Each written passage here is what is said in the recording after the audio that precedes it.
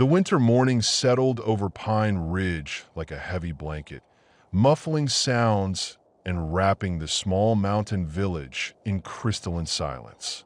Snow-laden pines stretched endlessly beyond the last house, their branches bowed under winter's weight.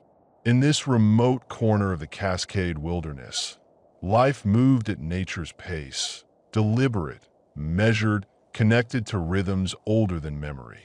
Storm lifted his massive head from his paws, amber eyes scanning the forest floor beneath towering firs. The alpha wolf's coat, a mixture of silver and charcoal, bristled with sudden tension. Something deep within the earth whispered warnings that only his ancient instincts could decipher. The vibrations were subtle, barely perceptible tremors that traveled through bedrock and into his bones. His pack, scattered throughout their territory, began stirring with the same inexplicable unease. Miles away, Forest Ranger Michael Torres pulled his truck into the parking area near the old logging road. Steam rose from his coffee mug as he checked his equipment. Radio, first aid kit, emergency flares. The morning patrol was routine, checking winter trails for avalanche risks and monitoring wildlife activity.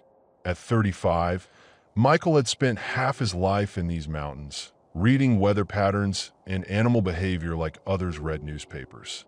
Yet today felt different somehow, though he couldn't articulate why.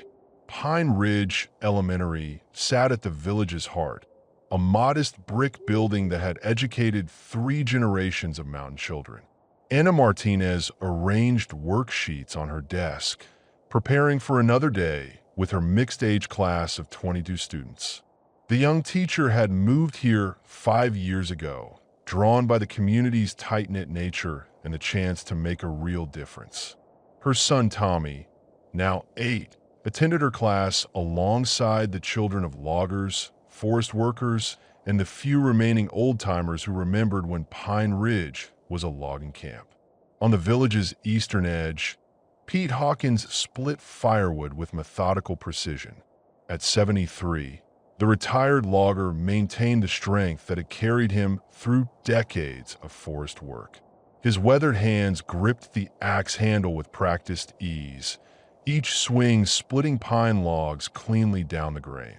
Pete's grandfather had homesteaded this land in 1894, and the family stories passed down through 4 generations included tales that most dismissed as mountain folklore. The first sign of disturbance came from the village dogs. Max, the Andersons' German shepherd, began pacing the fence line with nervous energy. Across the street, the Jennings golden retriever whined persistently, pawing at the back door. Within an hour, every dog in Pine Ridge exhibited similar behavior. Restless, anxious, seeking comfort from their human families with unusual desperation. Storm's pack consisted of 12 wolves, from yearlings to experienced hunters. The she-wolf Luna, Storm's mate, nursed 2 cubs born late in the previous spring. Her maternal instincts sharpened the alpha's protective awareness. The underground vibrations that only they could sense grew stronger throughout the morning, creating an urgency that overrode their natural caution around human settlements. Michael noticed the strange dog behavior during his rounds, but attributed it to weather changes. Mountain animals often grew restless before storms, though the forecast called for clear skies. He stopped at the Peterson farm to check on their livestock, finding the cattle clustered together despite adequate pasture space. The horses stood at the far end of their field, ears pricked forward, staring toward the forest with obvious anxiety. Anna's classroom morning proceeded normally until recess, when several children mentioned their pets acting strangely. 8-year-old Sarah Peterson described how her cat had hidden under the house and refused to come out for breakfast. Tommy added that their neighbor's chickens hadn't laid eggs in 2 days, something Anna filed away as potentially significant but not immediately alarming. The lunch hour brought an unusual development. Pete Hawkins was splitting his afternoon wood supply when movement at the tree line caught his attention. A lone wolf emerged from the forest, standing motionless at the meadow's edge. In 40 years of mountain living, Pete had seen wolves only at great distance. This one stood barely 50 yards away, watching him with intelligent amber eyes. Storm had made a decision that went against every instinct his species had developed over millennia of avoiding humans. The underground warnings had intensified, and his pack's survival might depend on overcoming their deepest fears. The alpha wolf studied the old human, noting the lack of weapons and the measured, non-threatening movements. This one carried himself differently from the others, with the quiet confidence of someone who understood the forest's ways. Pete slowly set down his axe, keeping his movements deliberate and calm. His grandfather's stories included accounts of wolves warning settlers about avalanches and forest fires, tales dismissed by modern skeptics, but never forgotten by those who live closest to the wild. The wolf took 3 steps closer, then stopped, head tilted as if listening to sounds Pete couldn't hear. The afternoon shift change at the sawmill brought a dozen workers through Pine Ridge's main street. Several noticed dogs barking persistently at empty spaces, hackles raised against invisible threats. The village's 3 cats had vanished entirely, not appearing for their usual afternoon hunt or evening meals. Even the hardy mountain ravens seemed agitated, gathering in unusually large flocks and calling raucously from the highest pine branches. Michael completed his patrol as evening approached, radio crackling with routine check-ins from other rangers throughout the district.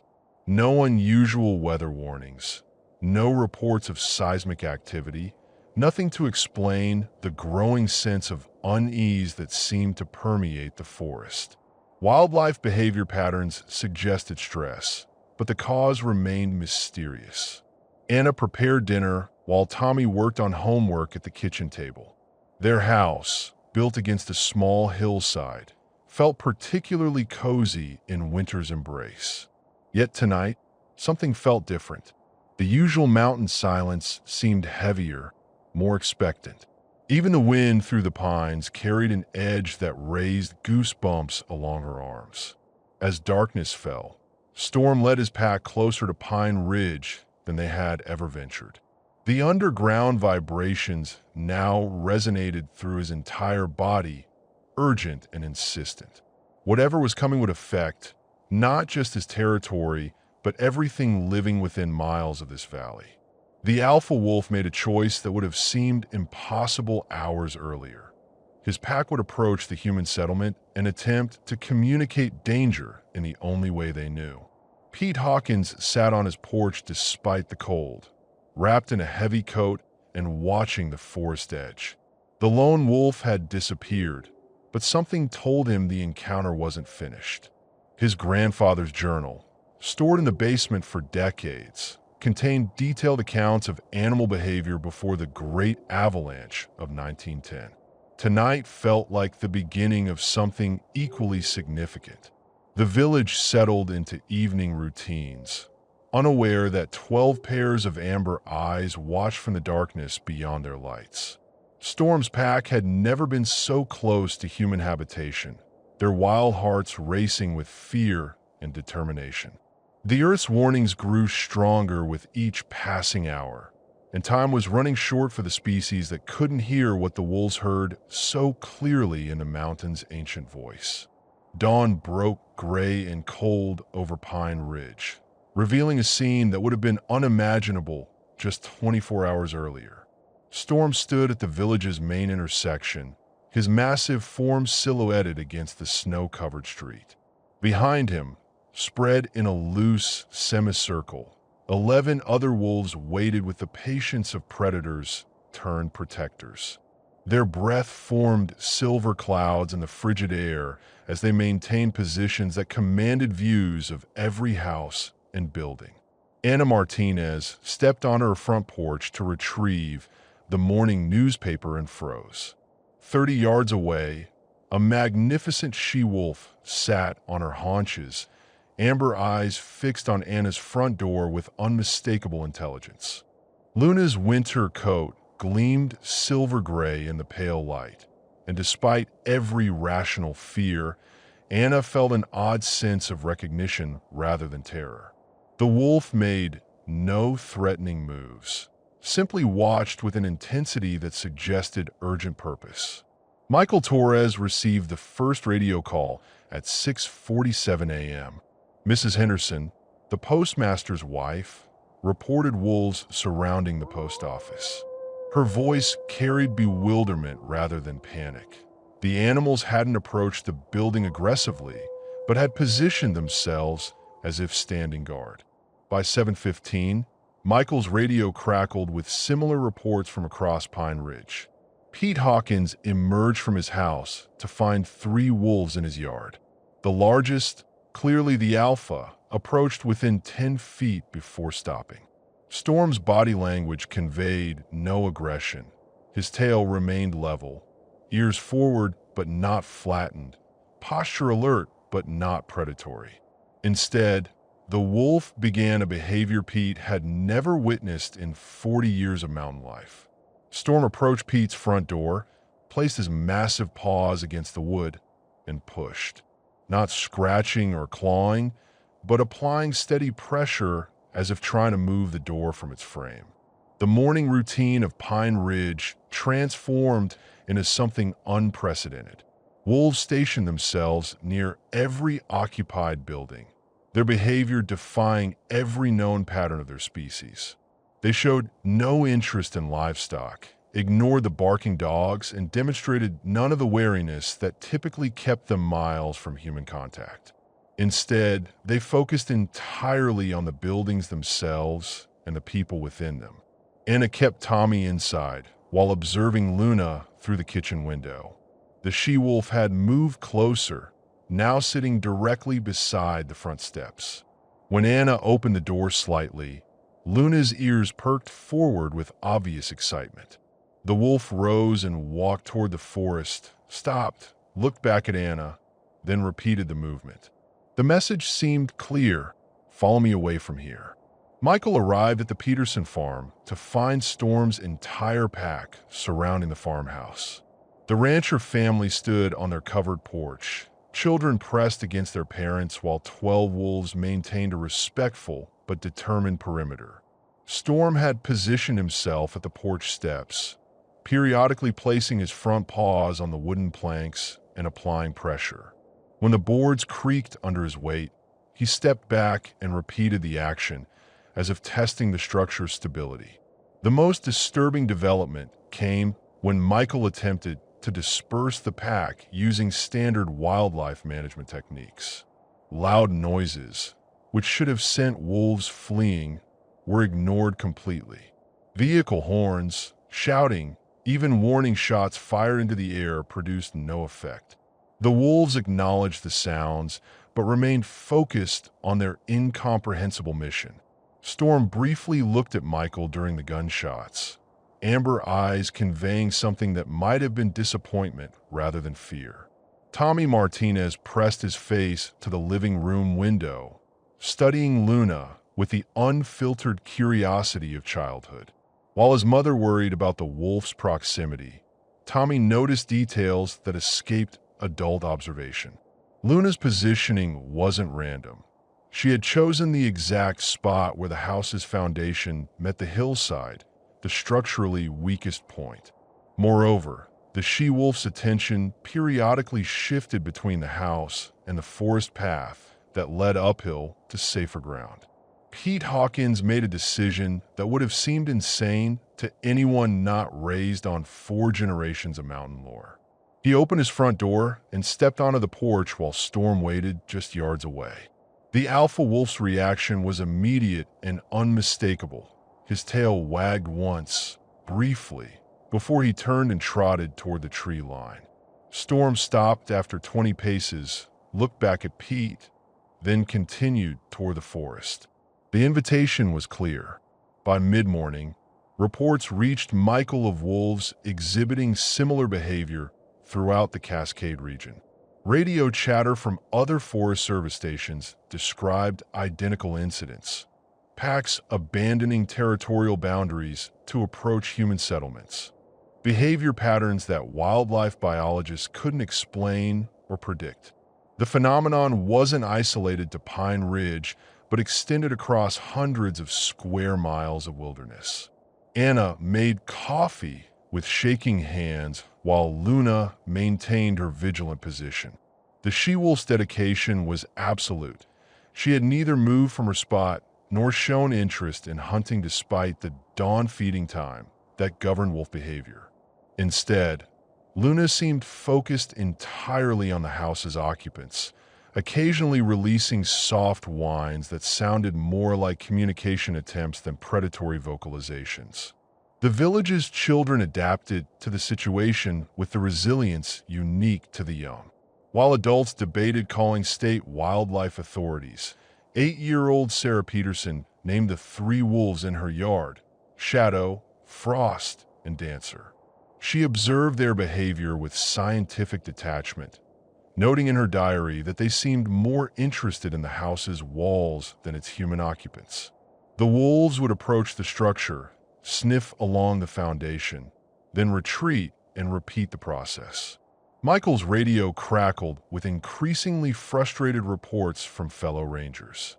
Standard wildlife management protocols were proving useless against animals that seemed driven by purposes beyond normal pack behavior. More troubling, the wolves appeared to be growing more insistent rather than habituating to human presence. Several packs had begun what could only be described as systematic testing of building structures, pushing against walls, pawing at foundations, even attempting to dig near support posts. Storm led 4 pack members to Pine Ridge Elementary, where their appearance through the playground fence caused immediate concern. Yet their behavior remained consistent with the pattern developing throughout the village. Instead of investigating the children visible through classroom windows, the wolves focused on the building itself. Storm walked the perimeter slowly, pressing his nose to the foundation at regular intervals, occasionally stopping to paw at the ground near structural supports. The afternoon brought an escalation that transformed curiosity into genuine alarm. Luna had abandoned her passive observation post and begun actively attempting to manipulate Anna's front door. Using her weight and claws, the she-wolf worked at the door handle, scratched at the frame, and even attempted to grip the knob with her teeth. Her persistence suggested intelligence far beyond typical lupin behavior. Pete Hawkins spent the afternoon in his basement, searching through family records stored in cedar chests for 3 decades. His grandfather's journal, written in the careful script of a self-educated homesteader, contained entries that suddenly seemed prophetic rather than fantastical. References to wolves' warning of avalanches, elk fleeing days before rock slides, and indigenous stories about animal messengers began to assume new significance. As evening approached, the wolves' behavior intensified across Pine Ridge. Pack members who had maintained respectful distances throughout the day began approaching buildings more directly.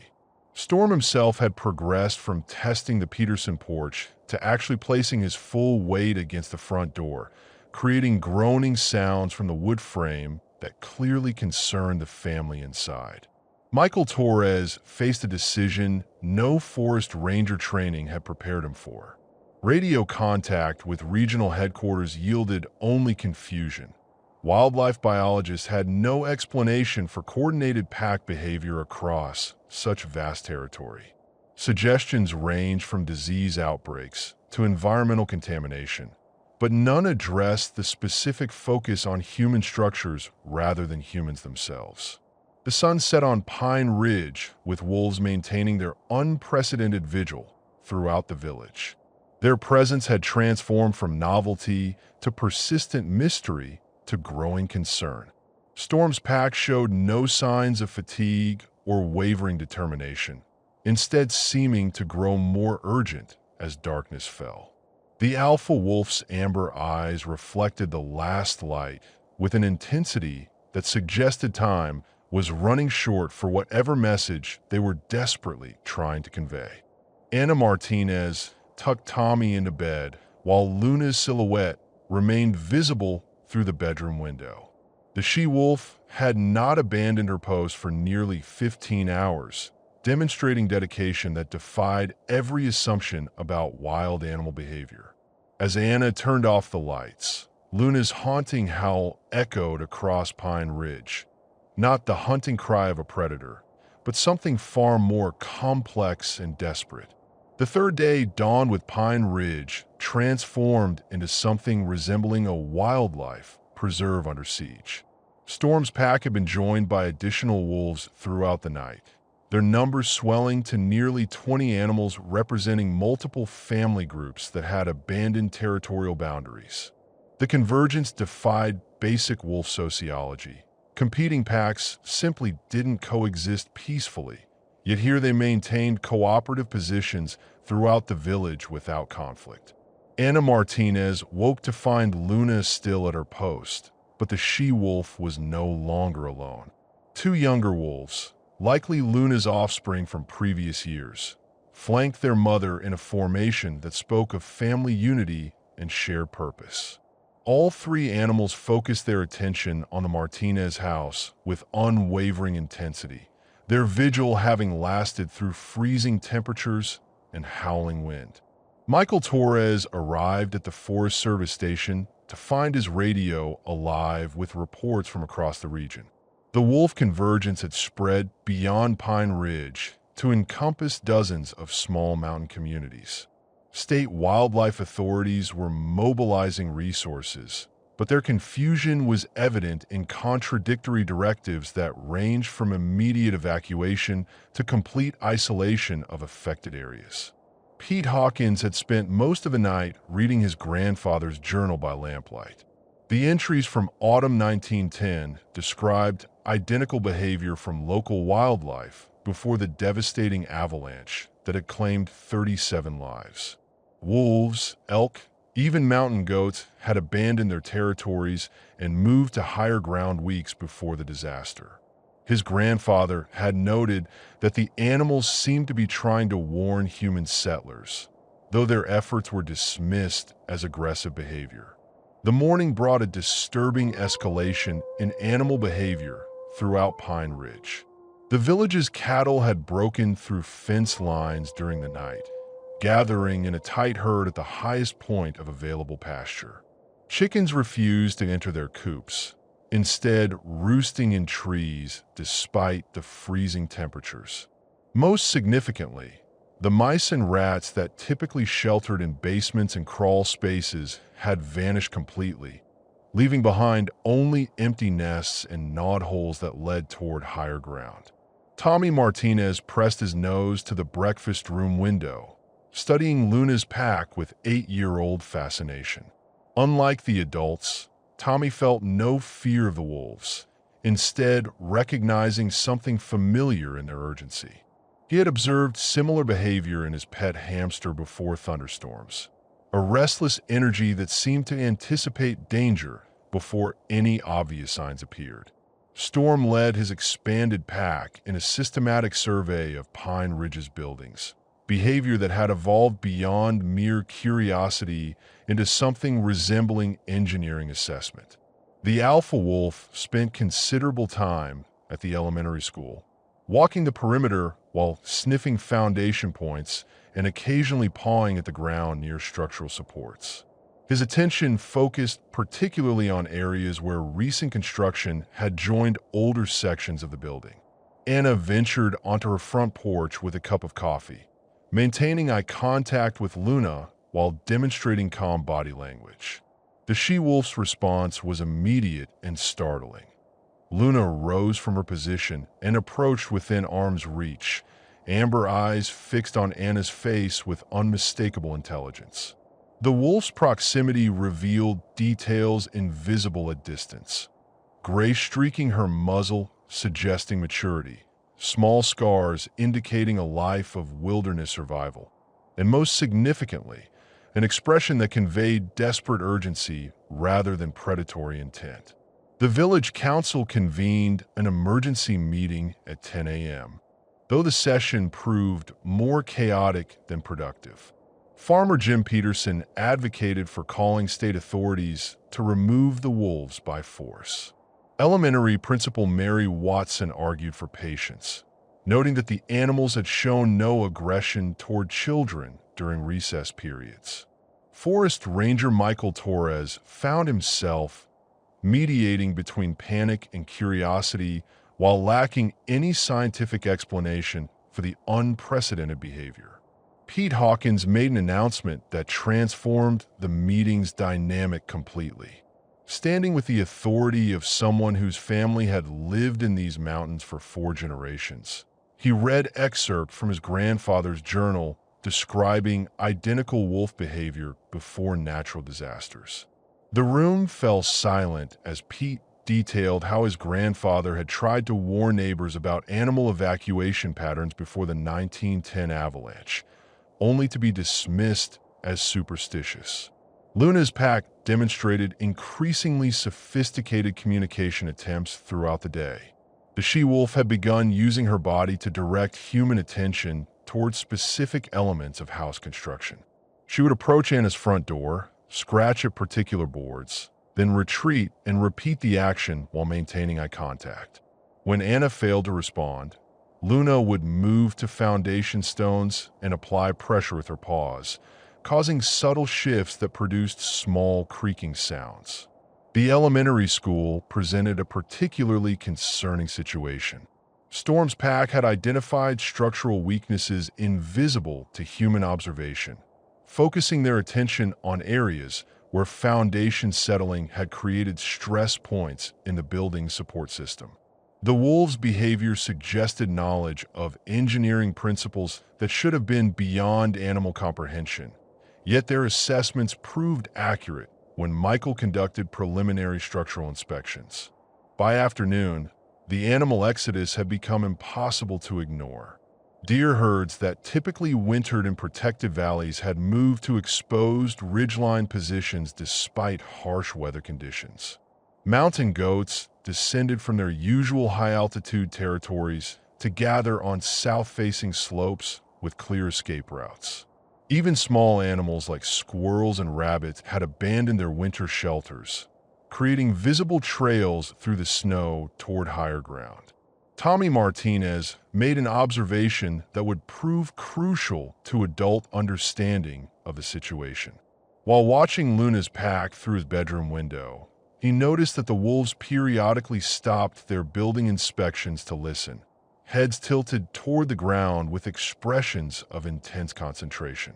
The 8-year-old recognized the behavior from his own experience of pressing his ear to railroad tracks to detect approaching trains.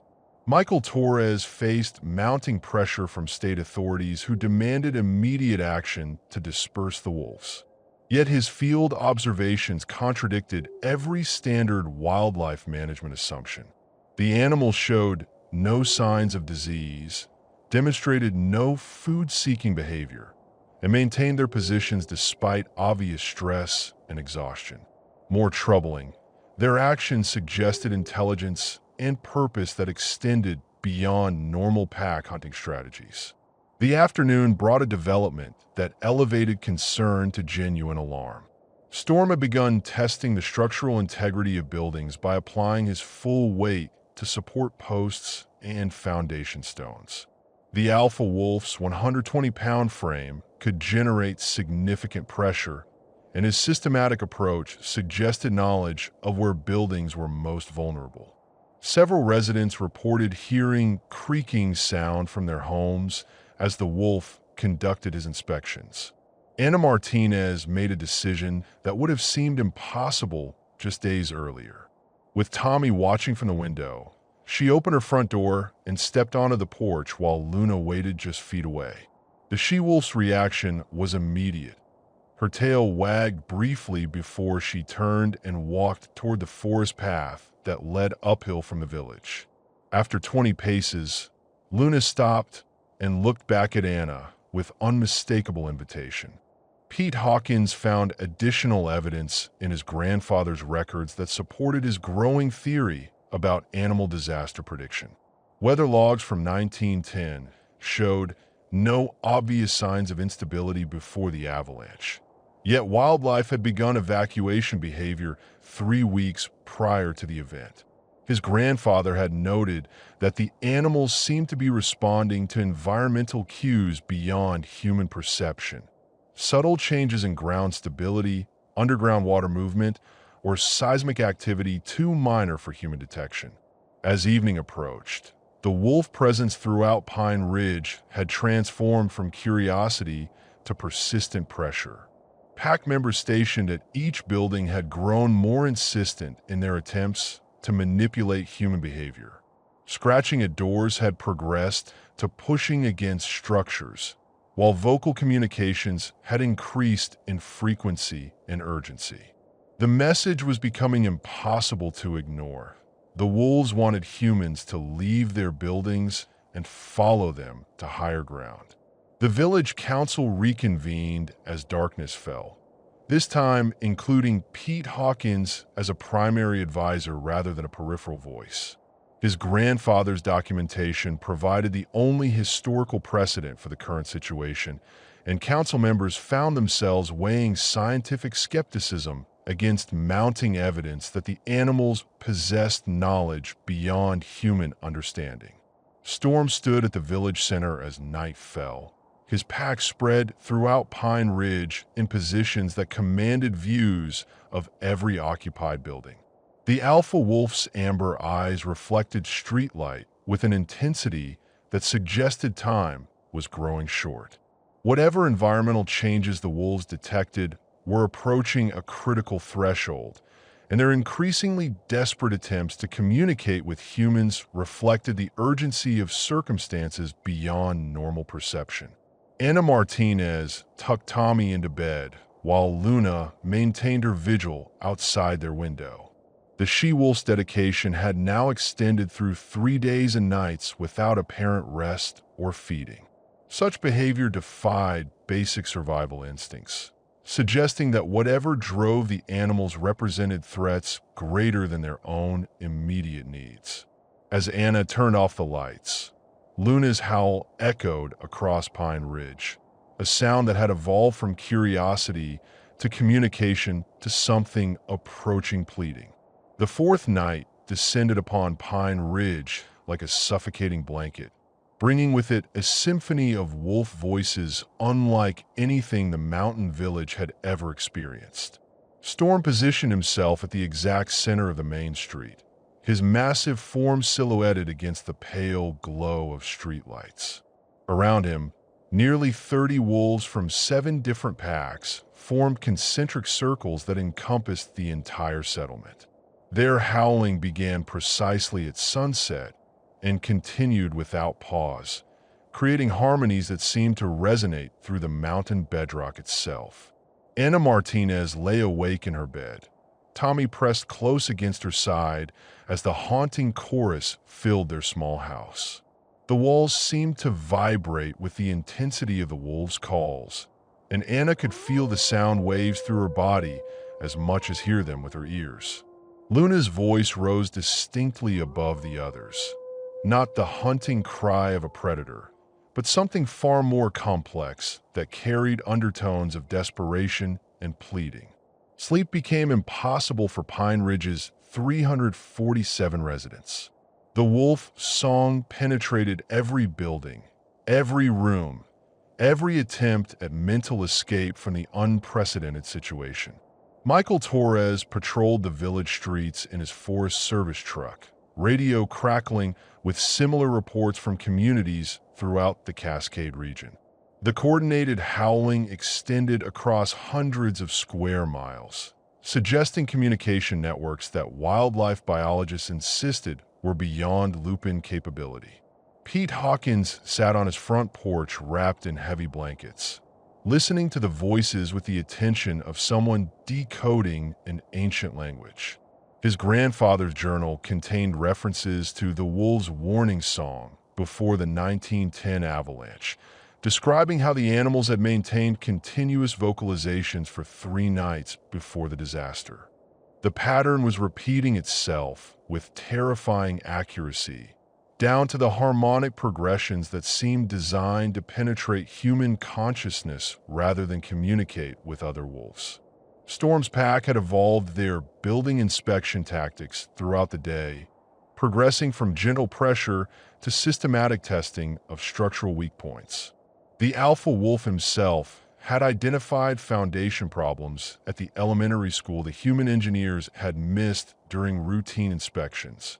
His methodical approach, pressing against load-bearing walls, pawing at foundation joints, even attempting to dislodge loose mortar, demonstrated knowledge that challenged every assumption about animal intelligence. Tommy Martinez discovered that he could distinguish individual voices within the wolf chorus, each animal contributing specific tonal patterns that created an overall musical structure. The 8-year-old's young ears, more sensitive to frequency variations than adult hearing, detected rhythmic pulses that seemed to emanate not just from the wolves, but from the ground itself. When he pressed his ear to the bedroom floor, Tommy could feel subtle vibrations that preceded the vocal patterns by several seconds. The night brought physical changes that transformed theoretical concern into visceral fear.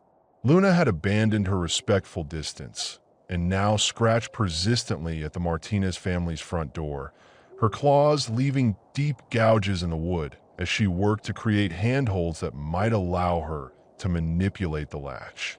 The she-wolf's behavior had crossed the boundary from communication attempt to active intervention, suggesting that whatever timeline she perceived was accelerating beyond human comprehension. Michael Torres documented behavior patterns that would revolutionize wildlife biology if anyone survived to analyze them. The wolves demonstrated tool use, environmental assessment, and cooperative planning that exceeded documented capabilities of any non-human species. More disturbing, their actions suggested knowledge of human construction techniques. They focused consistently on structural elements that building inspectors would identify as potential failure points. The elementary school became ground zero for the most intensive wolf activity. Storm's expanded pack had surrounded the building completely, with individual animals stationed at every potential exit. Their behavior suggested not containment, but evacuation planning. They seemed to be identifying escape routes and obstacles that might impede rapid departure. When Principal Mary Watson attempted to enter the building for forgotten paperwork, the wolves blocked her path without aggression, but with absolute determination. Pete Hawkins made a decision that his neighbors would later credit with saving dozens of lives. At 11 p.m., he loaded his truck with emergency supplies and began visiting every house in Pine Ridge. His message was simple but urgent. His grandfather's records indicated that animal warning behavior typically preceded disasters by exactly 4 days. Tomorrow would mark the 4th day since the wolves had first appeared, and historical precedent suggested that whatever they were warning about would occur before dawn on the 5th day. Anna Martinez faced a choice that pitted maternal instinct against rational skepticism. Luna's increasingly frantic attempts to manipulate their front door had progressed to full-body impacts that shook the entire house frame. The she-wolf was literally throwing herself against the barrier that separated her from the human family, behavior that indicated desperation beyond normal animal psychology. Each impact was accompanied by whines and barks that sounded more like speech attempts than typical wolf vocalizations. The night's most disturbing development occurred at the Peterson farm, where Storm himself had begun dismantling the fence that surrounded the family's property. Using his teeth and claws with surgical precision, the alpha wolf removed boards and wire segments to create a clear pathway from the house to the forest trail that led uphill. His work demonstrated planning and foresight that suggested the wolves possessed detailed knowledge of evacuation requirements for humans encumbered by possessions and limited mobility. Tommy Martinez made an observation that would prove crucial to understanding the wolves' message. While adults interpreted the animal's door scratching as attempted forced entry, the 8-year-old recognized it as invitation rather than invasion.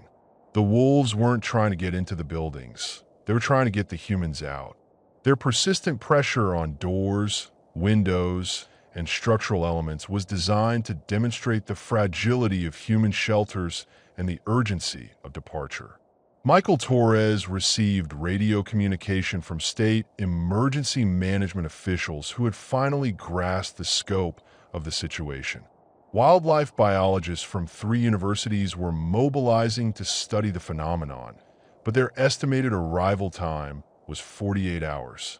The coordination of wolf behavior across such vast territory suggested environmental changes beyond current scientific understanding, possibly related to seismic activity, atmospheric pressure variations, or underground water movement. The village's children proved most receptive to the wolves' communication attempts. 8-year-old Sarah Peterson reported that her bedroom wolf, whom she had named Midnight, had begun using specific scratching patterns that corresponded to the number of family members in the house. 3 long scratches followed by 2 short ones, repeated continuously throughout the night. The pattern suggested counting ability and awareness of human family structures that exceeded documented animal cognition. Pete Hawkins discovered additional documentation in his grandfather's papers that provided terrifying context for current events.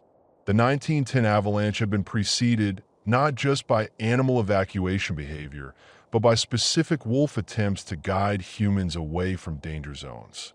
Several families had followed the animals to safety, while those who remained in their homes had perished when the mountainside collapsed. The historical parallel was exact, down to the 4-day warning period and the wolves' systematic attempts to demonstrate building vulnerability.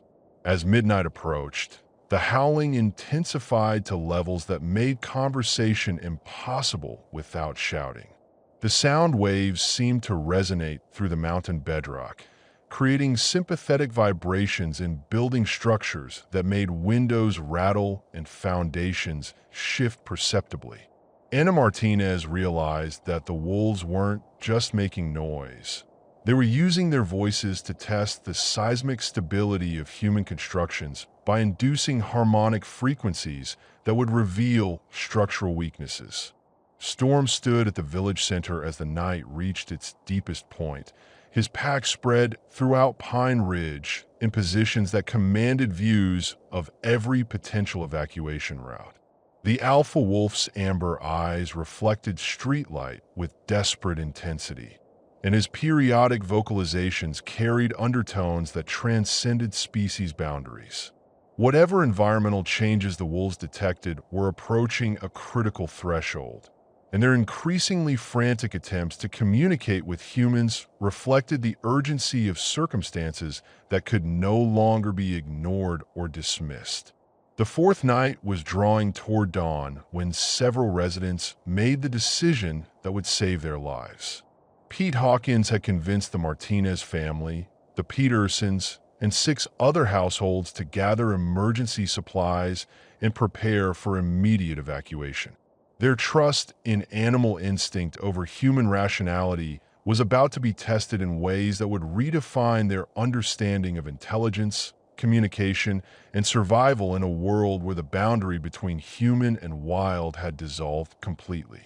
Tommy Martinez pressed his face against the frosted bedroom window as the first pale light of dawn crept across Pine Ridge, while his mother gathered emergency supplies downstairs. The 8-year-old watched Luna with the intense focus that only children bring to mysteries adults couldn't solve.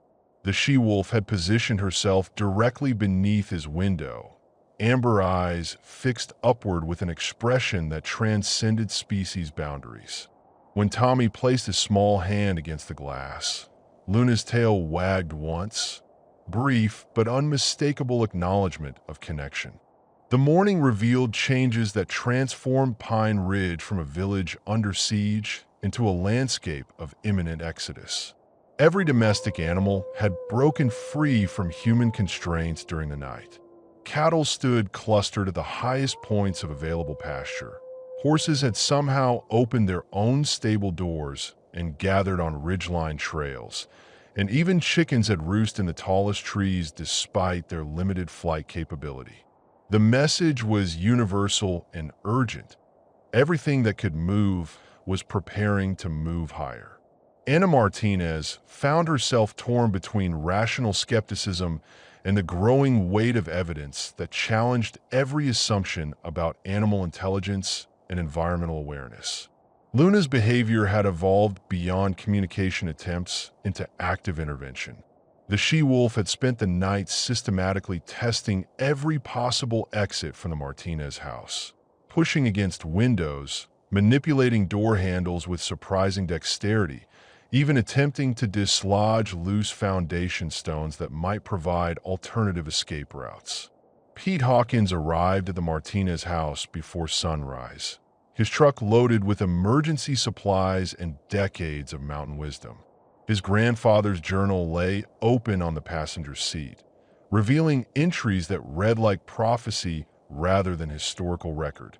The old homesteader had documented identical animal behavior patterns before the 1910 avalanche, including specific references to wolves demonstrating escape routes and attempting to guide human families to safety. Michael Torres coordinated with state emergency management officials who were finally beginning to grasp the unprecedented nature of the situation. Seismograph stations throughout the Cascade region showed subtle but increasing ground instability, underground water table fluctuations, and atmospheric pressure variations that fell within normal ranges individually, but created concerning patterns when analyzed collectively. The wolves appeared to be responding to environmental changes beyond current human detection capabilities.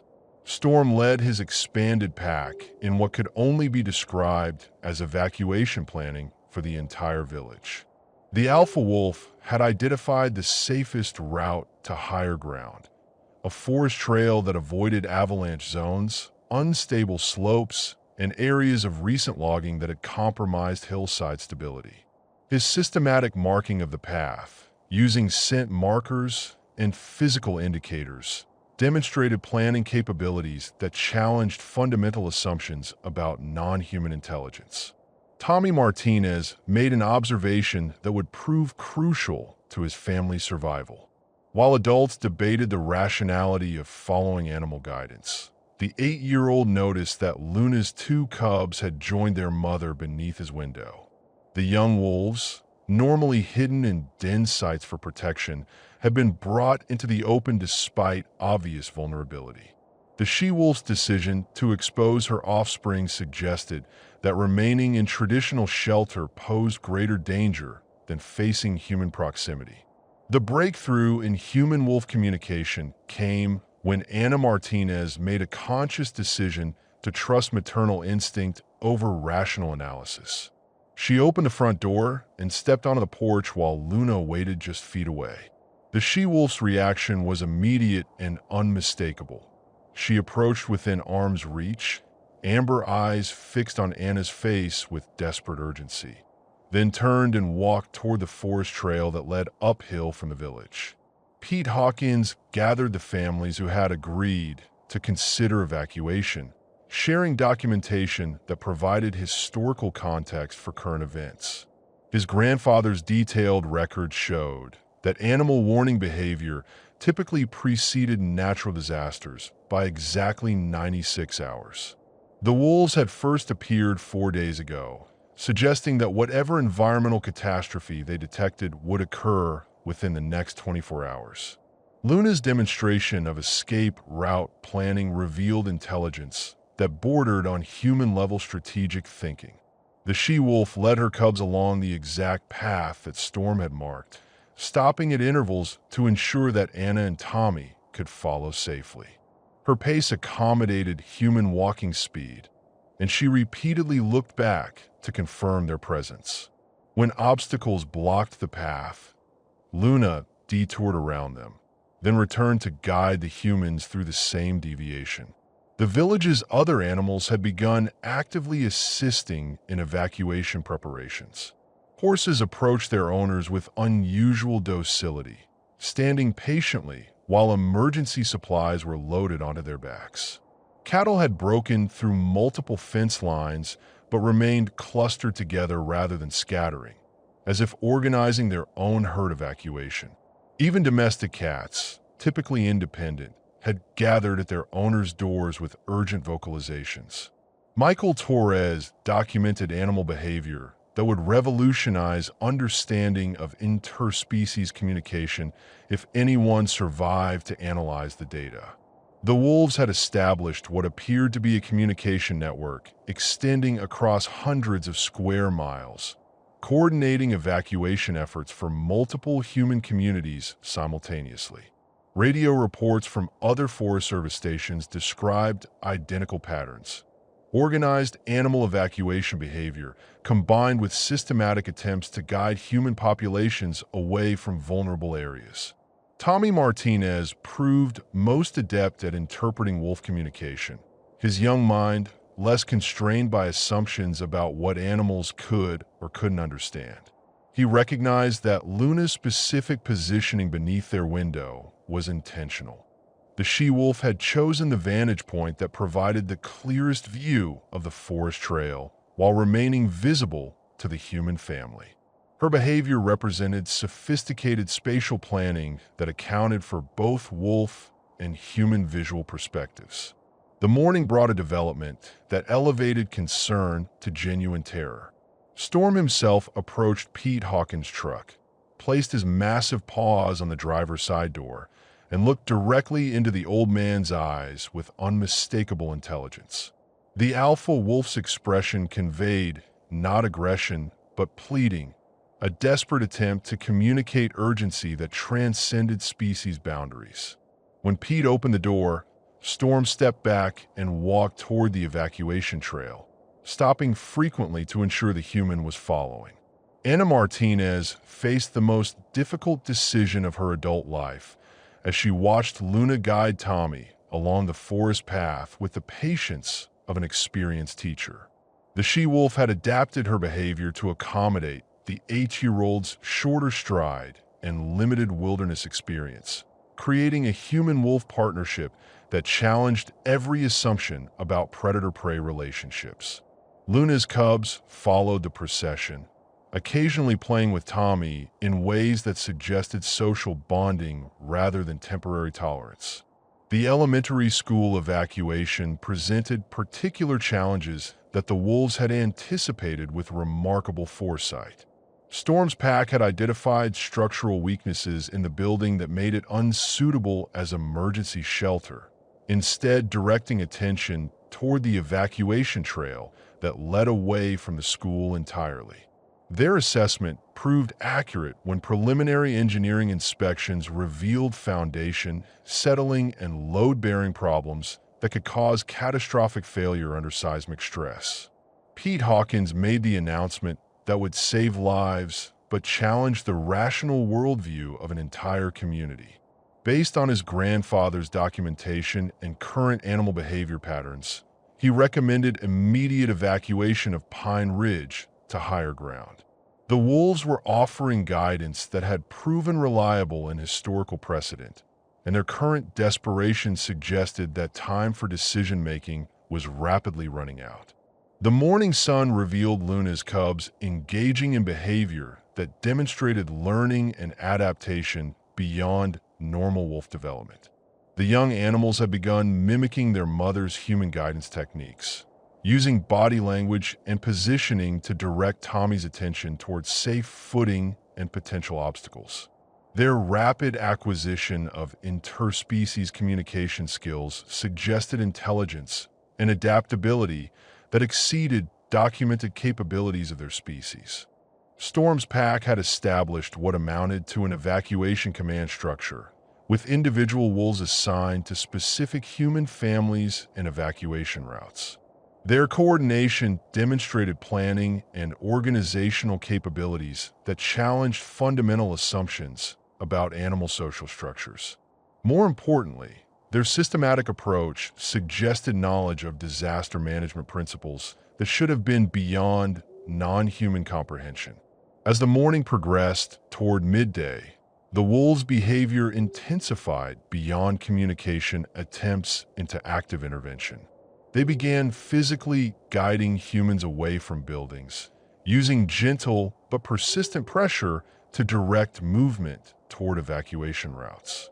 Luna herself had begun tugging at Tommy's jacket sleeve, drawing him away from the house and toward the forest trail with maternal determination that brooked no resistance. The afternoon would bring the decision point that separated survivors from victims. The choice between trusting human rational analysis or accepting guidance from intelligence that operated beyond human understanding but had proven reliable across generations of mountain survival. Luna's amber eyes held the weight of that decision as she waited for Ana Martinez to choose between the safety of familiar shelter and the unknown dangers of following wolves into the wilderness. The village of Pine Ridge fractured along lines that had nothing to do with politics, economics, or traditional social divisions. By afternoon, two distinct camps had emerged: those willing to trust animal instinct over human judgment, and those who viewed evacuation as surrender to irrational fear. The division cut through families, friendships, and generations of shared mountain living, creating tensions that reflected humanity's fundamental struggle between logic and intuition. Farm manager Jim Peterson stood on his front porch facing storm directly, shotgun held loosely, but visibly as the alpha wolf maintained position just beyond the fence line. Peterson represented the voice of practical resistance. 40 years of successful ranching had taught him that animals responded to dominance displays and consistent human authority.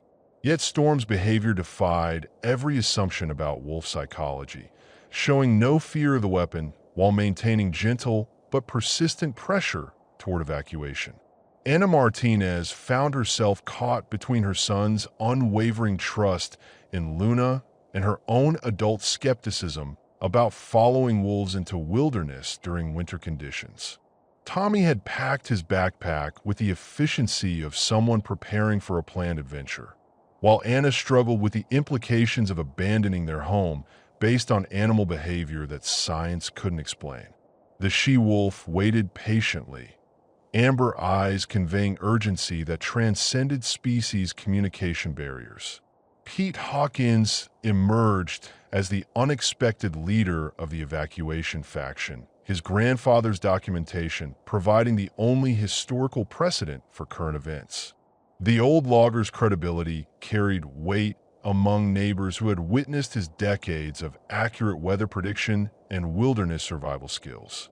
Yet even Pete faced internal conflict between rational analysis and the growing evidence that his grandfather's superstitious records contained genuine disaster prevention knowledge. Michael Torres coordinated with emergency management officials who remained skeptical of evacuation recommendations based on animal behavior. State authorities required scientific justification for resource deployment, and wolves told us to leave didn't meet bureaucratic standards for emergency response. Yet seismograph data showed subtle but increasing instability that correlated with wolf pack movements throughout the region, suggesting environmental changes beyond human detection capabilities. The elementary school became the focal point of community division when Storm's pack surrounded the building with determination that bordered on desperation. Principal Mary Watson faced the impossible choice between maintaining normal operations and acknowledging that animals might possess superior knowledge of structural safety. The wolves' systematic identification of foundation weaknesses had been confirmed by preliminary engineering assessment.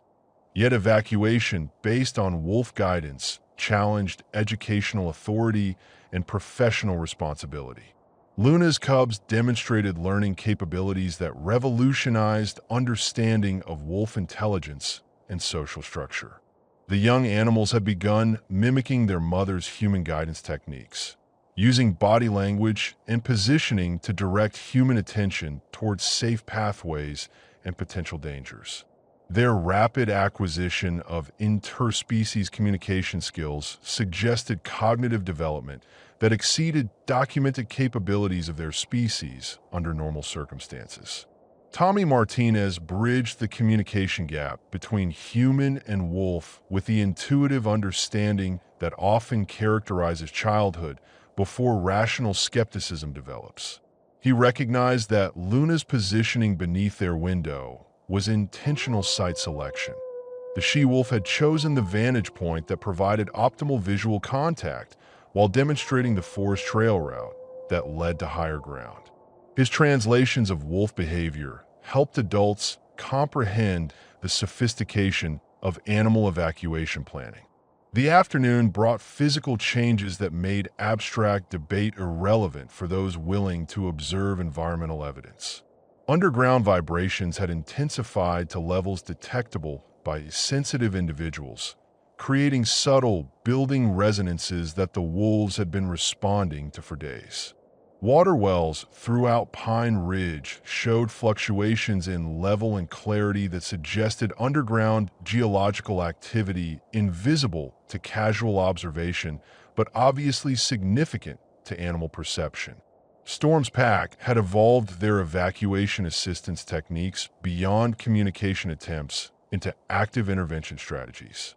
Individual wolves had been assigned to specific human families, learning the inhabitants' names through repetition and beginning to respond to human vocal patterns.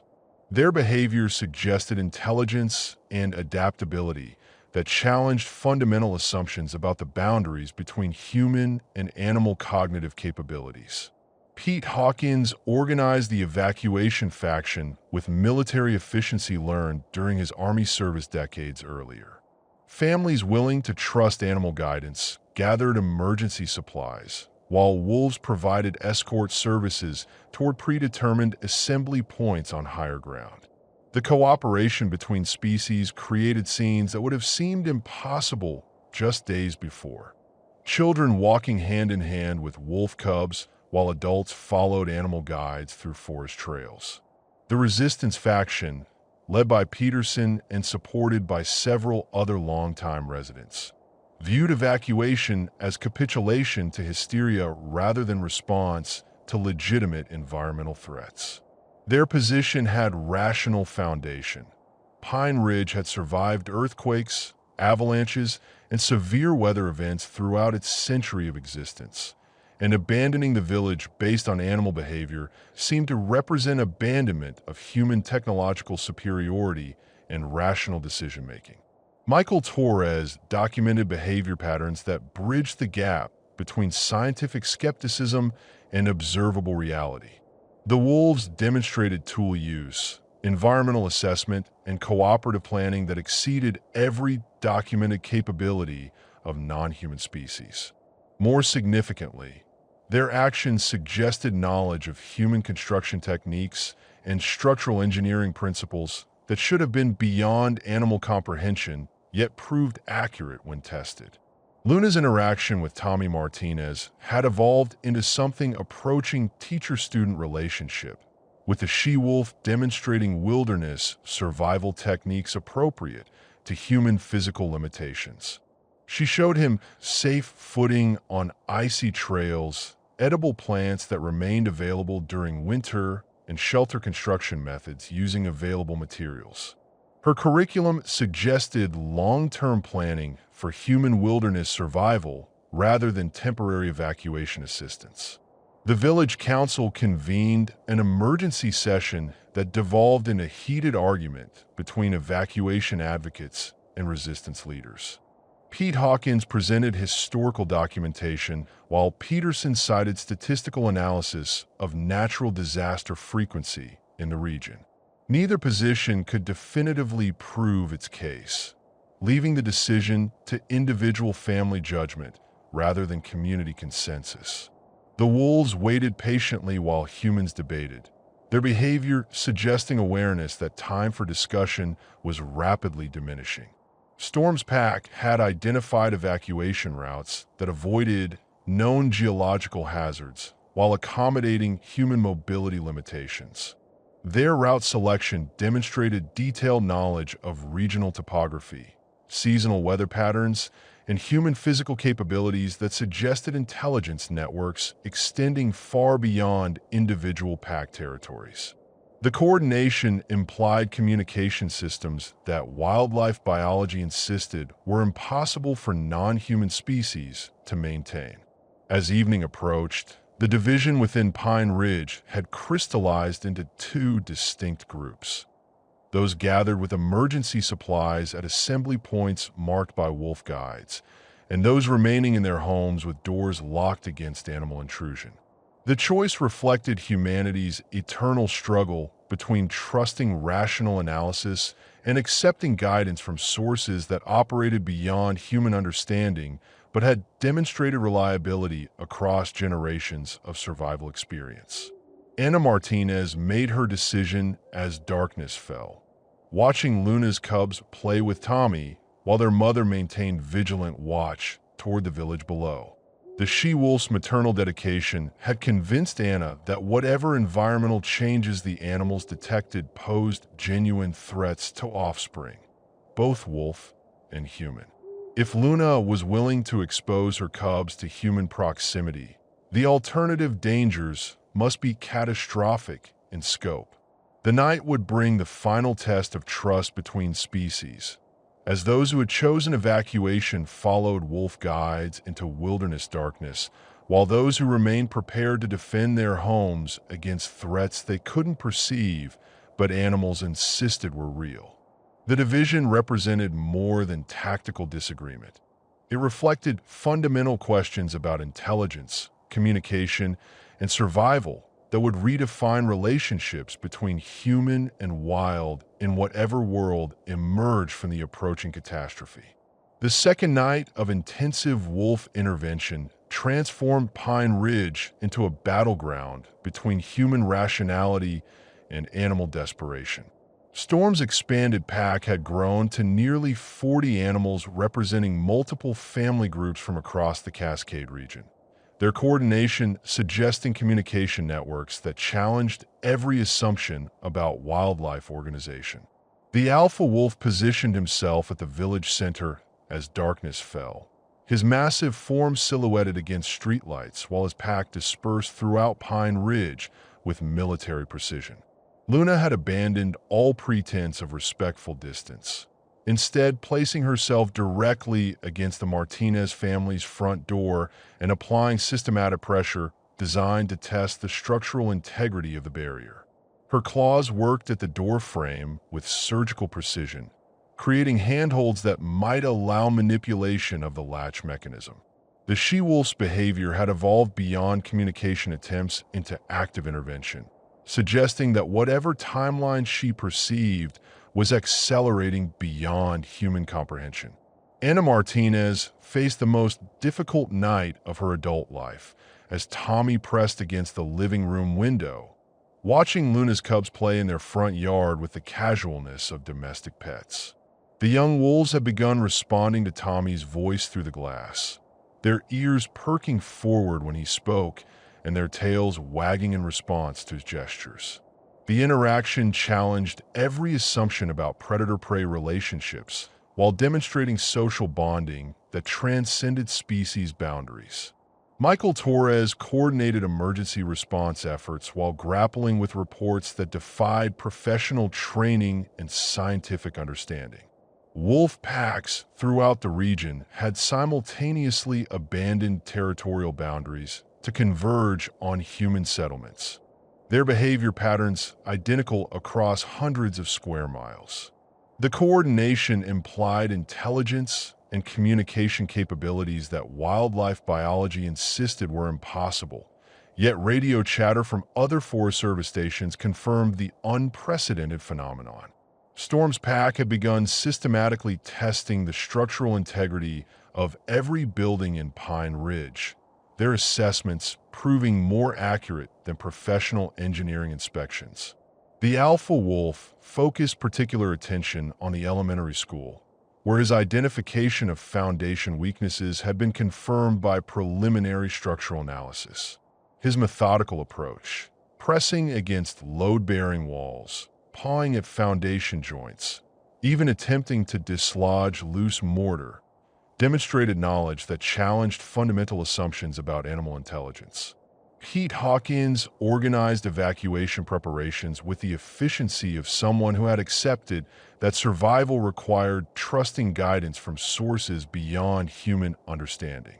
His truck was loaded with emergency supplies, while his neighbors struggled with decisions that pitted rational skepticism against mounting evidence of environmental changes that only animals could detect. The old logger's grandfather had faced identical choices in 1910, and survival had depended on following animal guidance rather than human analysis. The night brought physical manifestations that made abstract debate irrelevant for those willing to observe environmental evidence. Luna's continuous pressure against the Martinez door had revealed subtle structural weaknesses. The frame shifted perceptibly under her weight, and the hinges showed stress patterns that suggested the barrier was less secure than visual inspection indicated.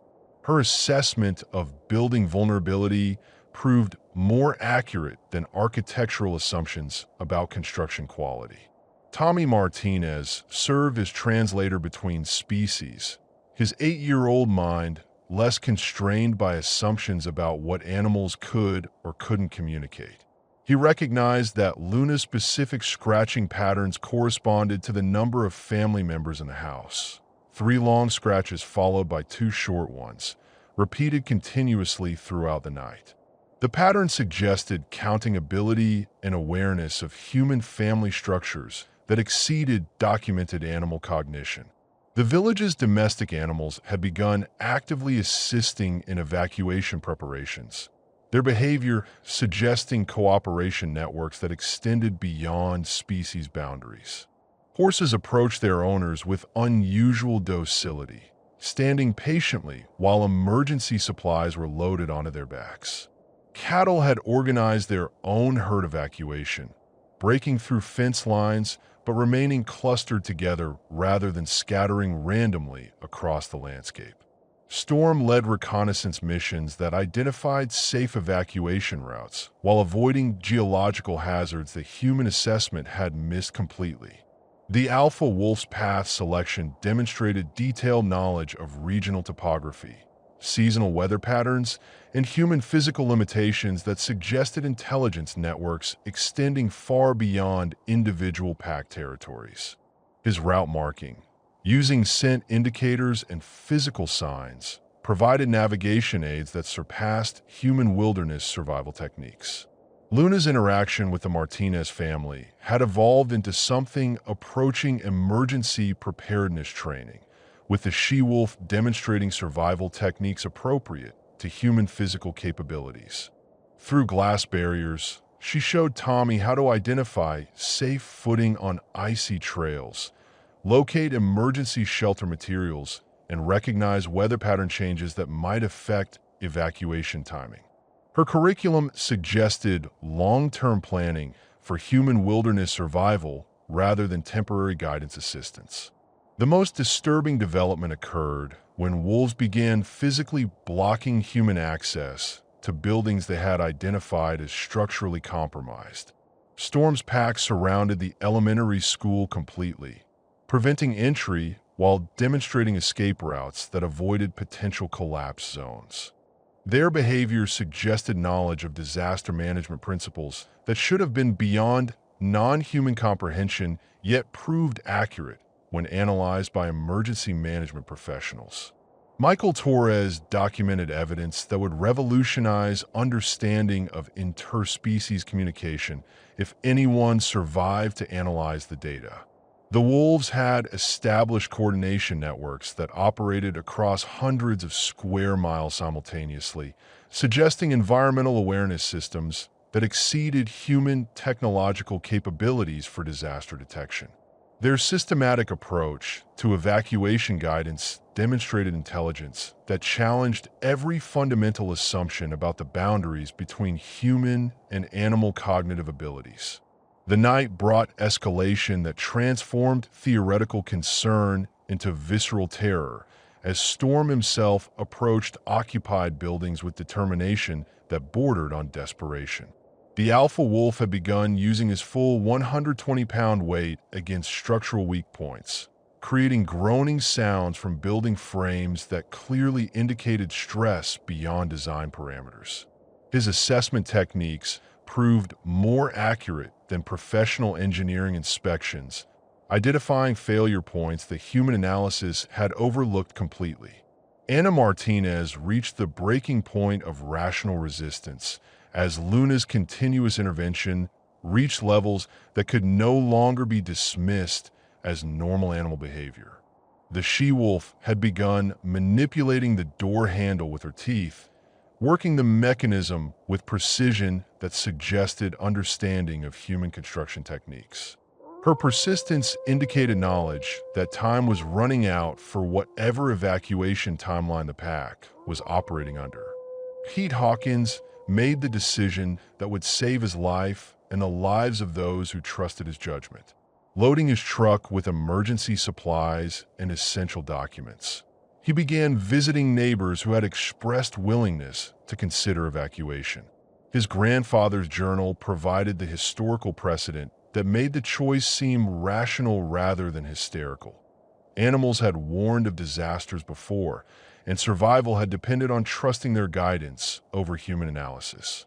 The village's children proved most receptive to wolf communication, their minds less constrained by assumptions about species boundaries and communication limitations. 8-year-old Sarah Peterson reported that her assigned wolf had begun using specific movement patterns to indicate the number of people in her family, suggesting counting ability and social awareness that exceeded documented animal cognition. The children's translations helped adults comprehend the sophistication of the evacuation planning that surrounded them. Storm's pack had organized evacuation assistance with efficiency that surpassed human emergency management protocols. Individual wolves had been assigned to specific families, learning their routines and beginning to respond to human vocal patterns and gestures.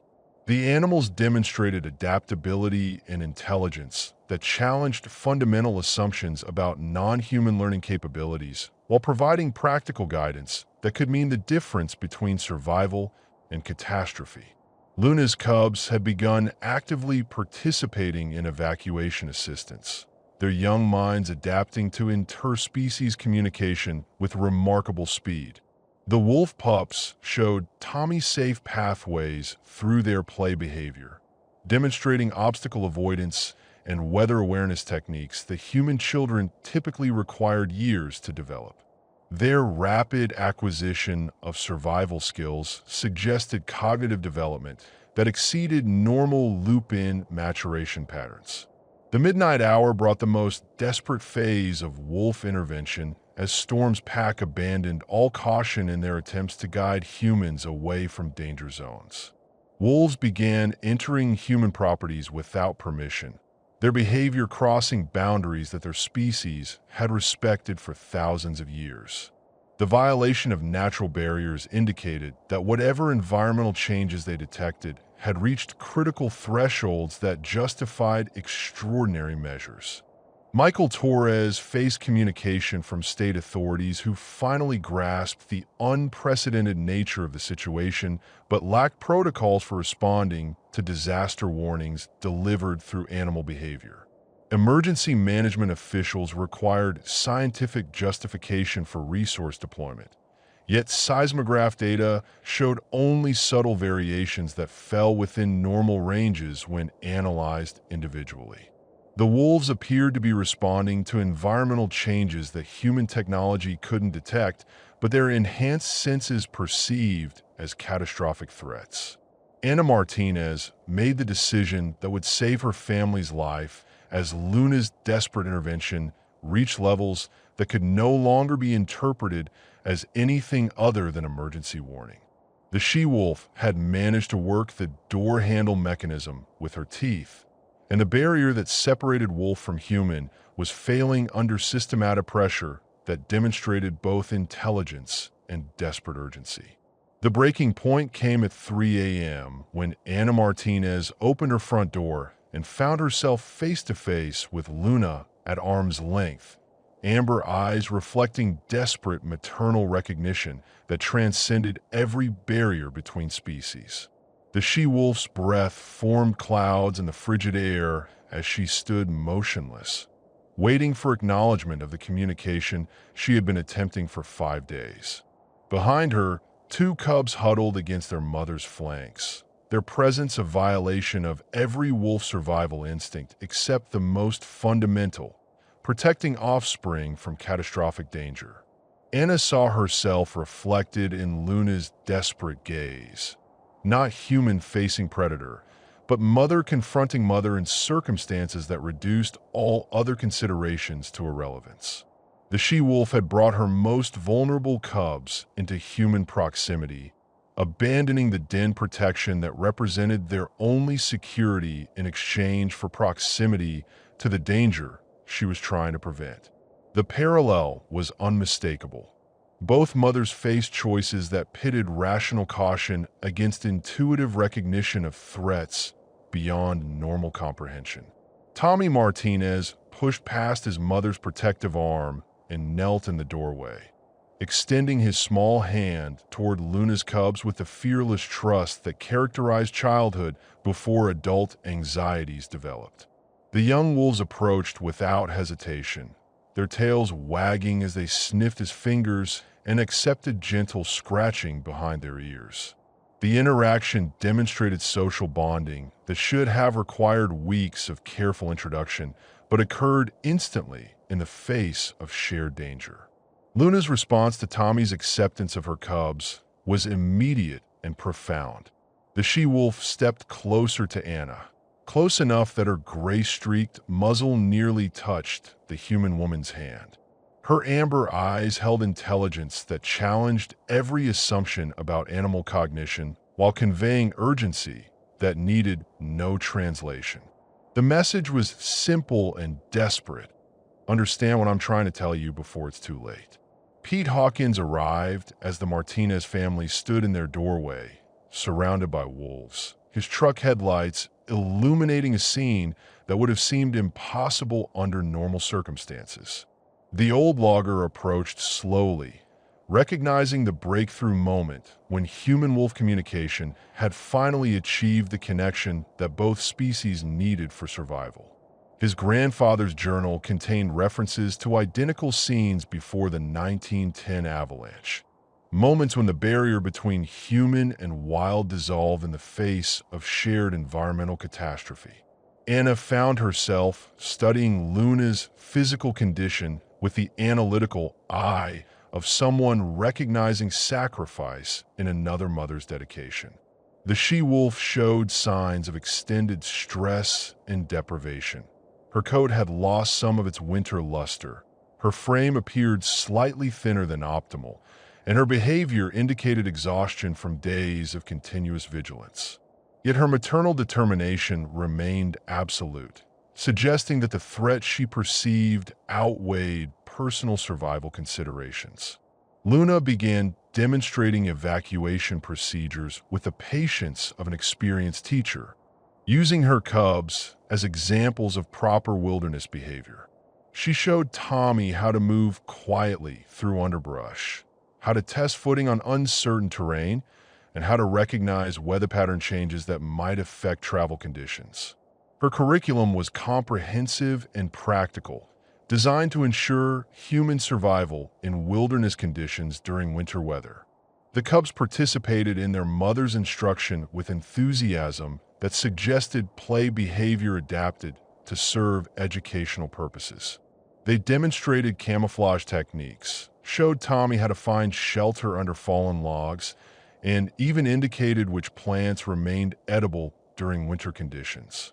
Their rapid adaptation to teaching roles indicated intelligence and social awareness that exceeded documented capabilities of young wolves under normal circumstances. Anna recognized the teaching behavior because she had used identical techniques in her classroom, breaking complex subjects into manageable components, using demonstration and repetition to ensure comprehension, adapting instruction to accommodate different learning styles and capabilities. Luna's methods were sophisticated and purposeful, indicating planning and pedagogical understanding that challenged assumptions about animal intelligence, while providing practical knowledge that could preserve human life. Storm appeared at the forest edge, his massive form visible in Pete Hawkins' headlights as the alpha wolf supervised the evacuation instruction taking place in the Martinez doorway. His presence provided security for Luna's vulnerable exposure while demonstrating pack coordination that ensured no wolf family was left without protection during their desperate attempts to save human lives. The alpha's amber eyes reflected the same desperate intelligence that characterized Luna's teaching behavior. The breakthrough in interspecies understanding occurred when Tommy began following Luna's cubs along the forest trail that led away from Pine Ridge toward higher ground. The 8-year-old's acceptance of wolf guidance provided the bridge that allowed adult comprehension of the animal's message. His translations of wolf behavior helped Anna understand that the evacuation route had been carefully planned to accommodate human limitations while avoiding geological hazards that professional assessment had missed.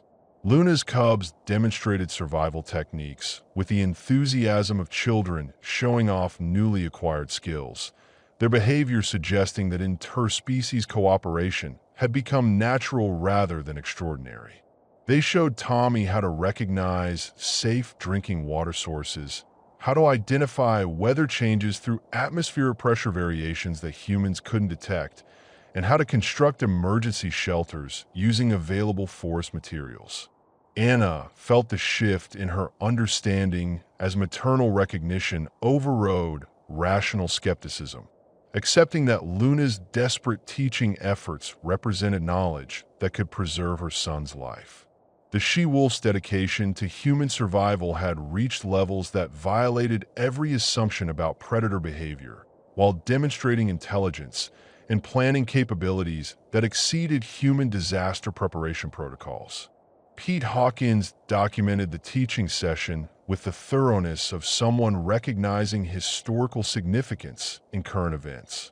His grandfather's journal contained references to wolves providing survival instruction to human families before natural disasters, accounts that had been dismissed as frontier mythology but now appeared to be accurate historical records of interspecies cooperation during environmental crises.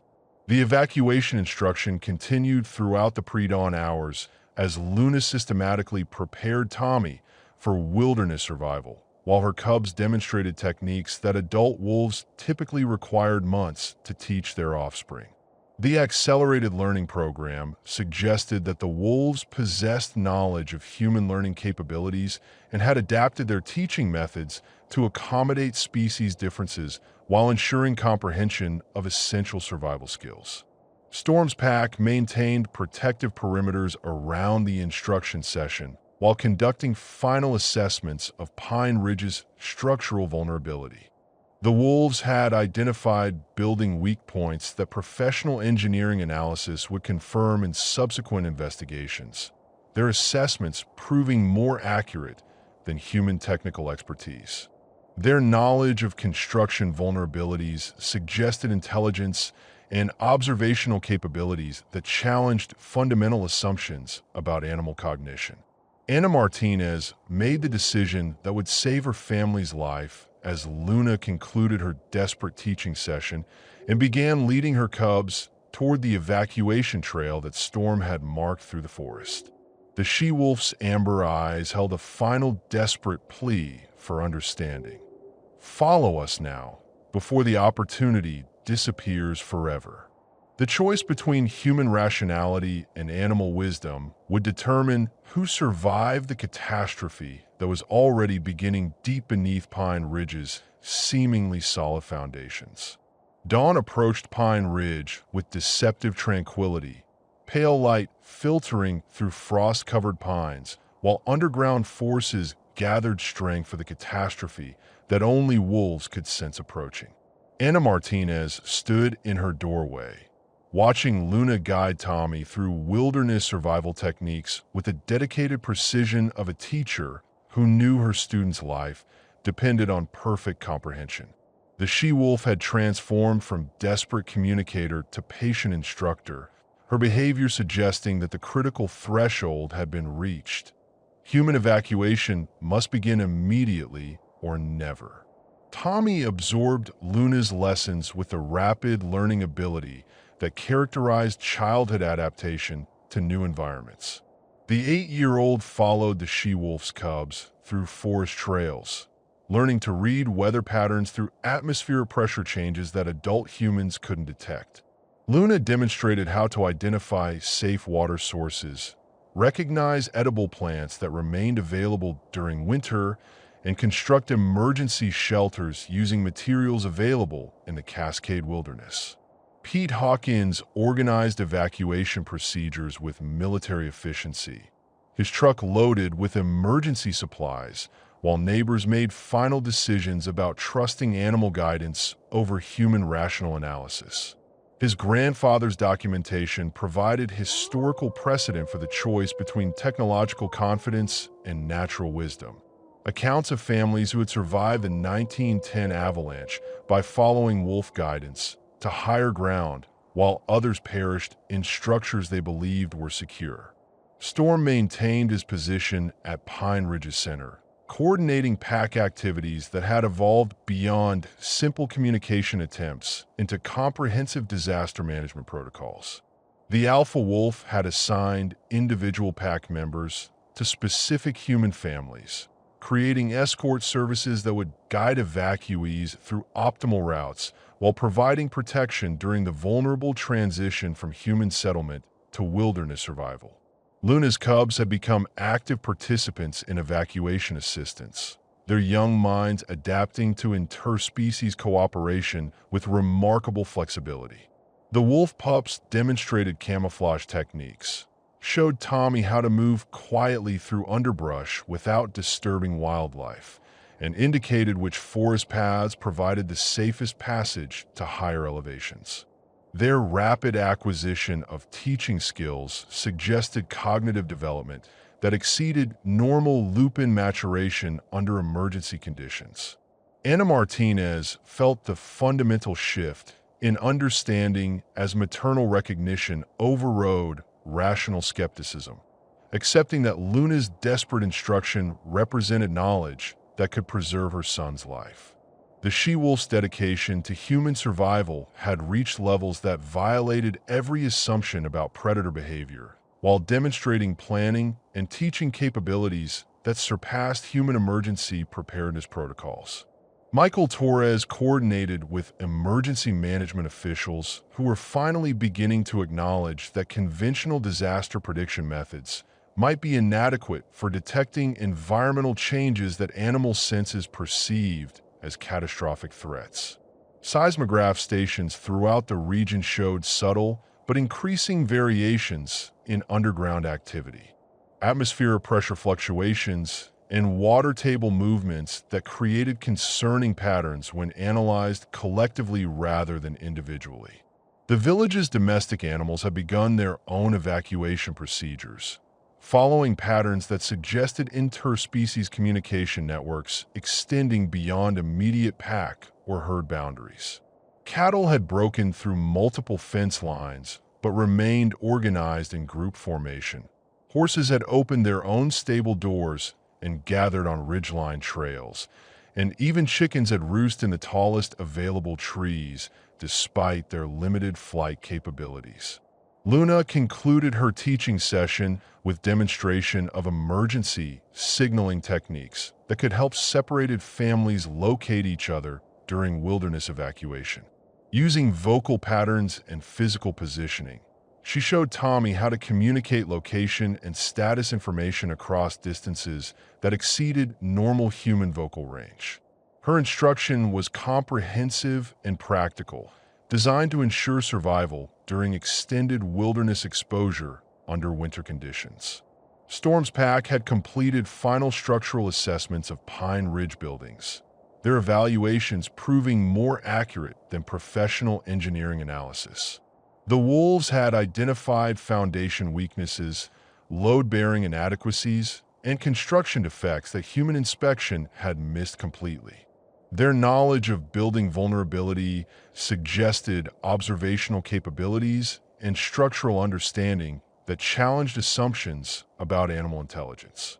The breakthrough moment occurred when Anna Martinez made the conscious decision to trust maternal instinct over rational analysis, gathering emergency supplies while Tommy continued learning survival techniques from Luna's cubs. The she-wolf's amber eyes reflected desperate relief as human comprehension finally matched animal urgency, suggesting that the communication barrier between species had been overcome just in time to prevent catastrophic loss of life. Pete Hawkins loaded additional families into his evacuation convoy as neighbors recognized that animal guidance might represent their only chance for survival. The old logger's credibility, combined with mounting evidence of environmental instability, convinced previously skeptical residents that evacuation was preferable to remaining in structures that wolves had identified as dangerously vulnerable to seismic activity. Luna began leading her family group toward the forest trail that Storm had marked for optimal evacuation, her pace accommodating human walking speed while maintaining alertness for environmental changes that might affect travel conditions. The she-wolf's behavior had evolved from desperate communication to efficient evacuation management, suggesting that successful human comprehension had triggered the next phase of interspecies disaster cooperation. The evacuation procession formed with unprecedented cooperation between human and wolf families, creating scenes that would have seemed impossible under normal circumstances. Children walked alongside wolf cubs, while adults followed animal guides through terrain that their human knowledge couldn't navigate safely. The partnership represented successful communication between species that had been separated by thousands of years of mutual suspicion and fear. Tommy Martinez served as translator and liaison between human and wolf evacuation groups, his 8-year-old acceptance of interspecies cooperation providing the bridge that enabled adult comprehension of animal guidance systems. His enthusiastic participation in survival instruction helped other children adapt to wilderness conditions while reducing adult anxiety about following predator species into unfamiliar territory. Storm led the evacuation convoy toward higher ground with the efficiency of someone who had planned every aspect of the route to accommodate human physical limitations while avoiding geological hazards that professional assessment had overlooked. The alpha wolf's navigation skills surpassed human wilderness expertise, indicating knowledge of seasonal weather patterns, terrain stability, and resource availability that could ensure survival during extended displacement from human settlements. Anna Martinez looked back at Pine Ridge one final time as Luna guided her family toward the forest trail, amber eyes holding gratitude for human trust combined with desperate urgency that suggested time was running out for the evacuation effort. The village appeared peaceful in dawn light, giving no indication of the environmental catastrophe that was already beginning deep beneath foundations that wolves had identified as fatally compromised. The final hours before catastrophe arrived with deceptive serenity.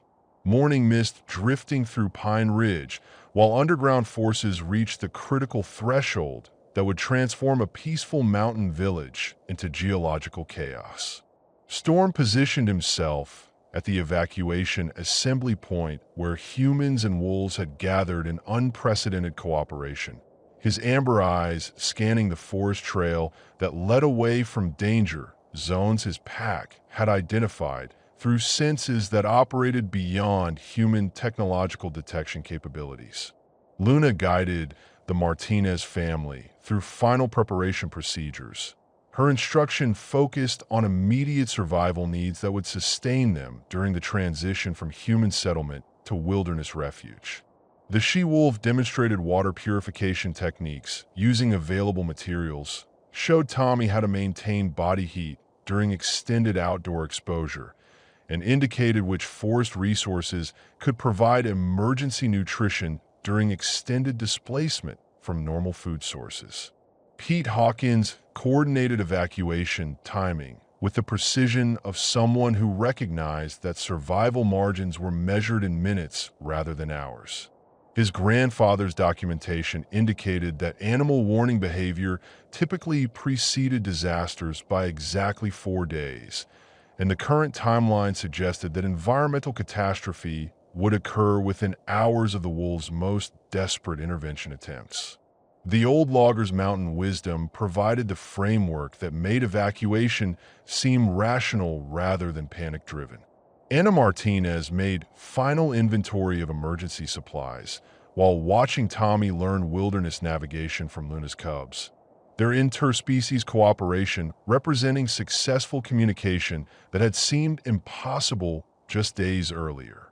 The wolf pups had adapted their natural behaviors to accommodate human learning capabilities, creating teaching methods that ensured comprehension of essential survival skills while maintaining the play elements that kept children engaged during stressful circumstances.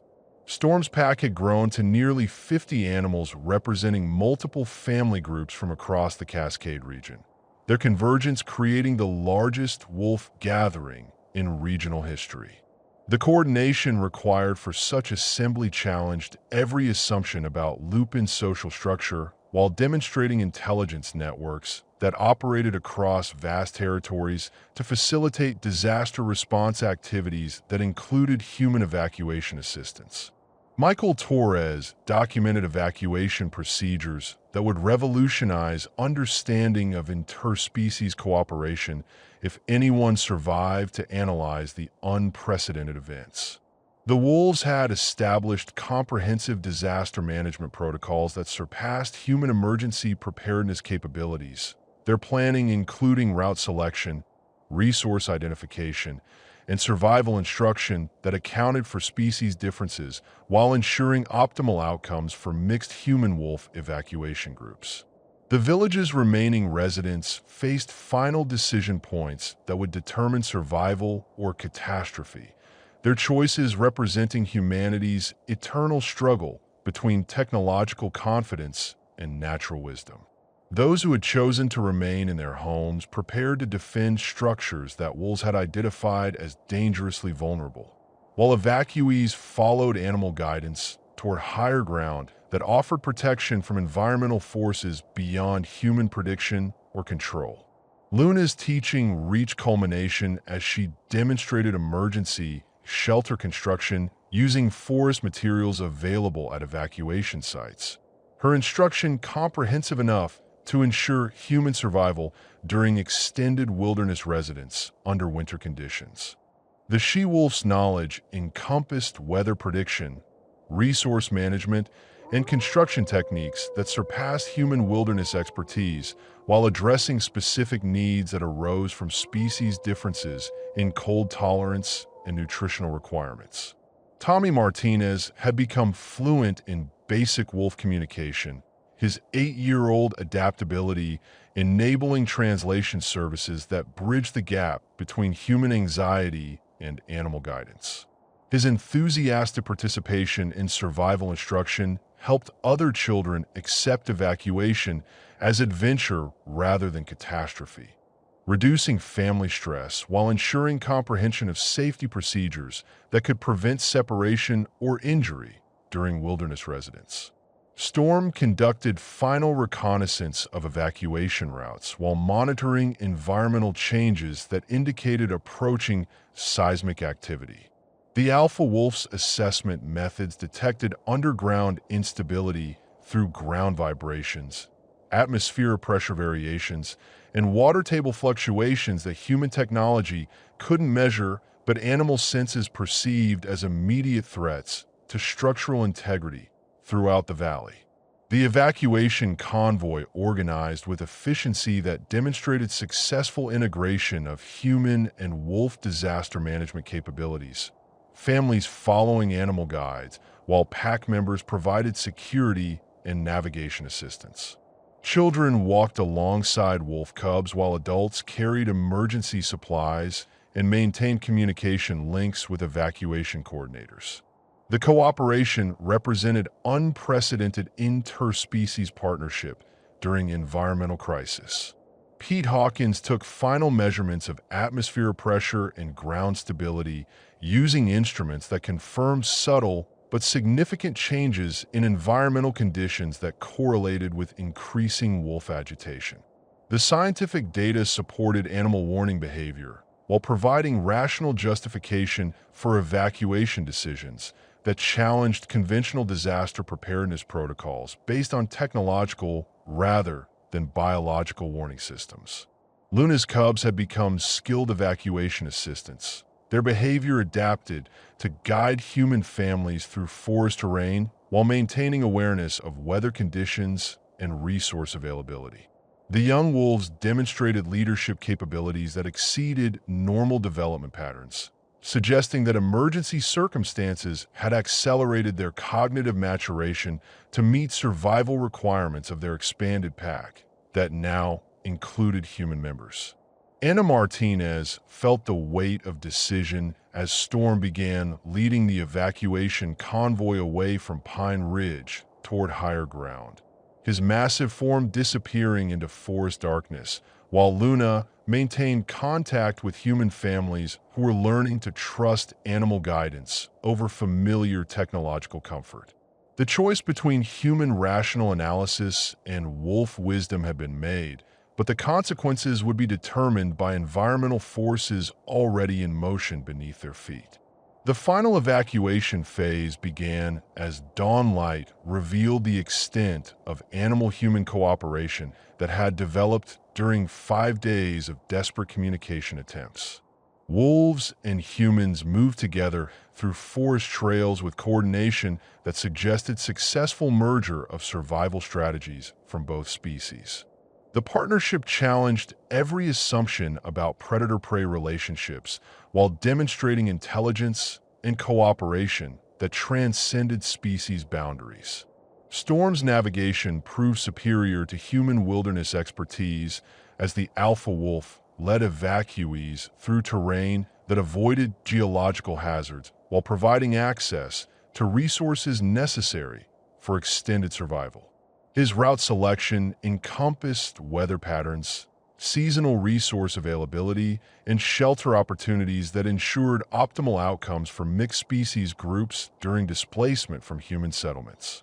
The procession moved through mountain wilderness with purpose that reflected successful planning and communication between species that had been separated by millennia of mutual suspicion.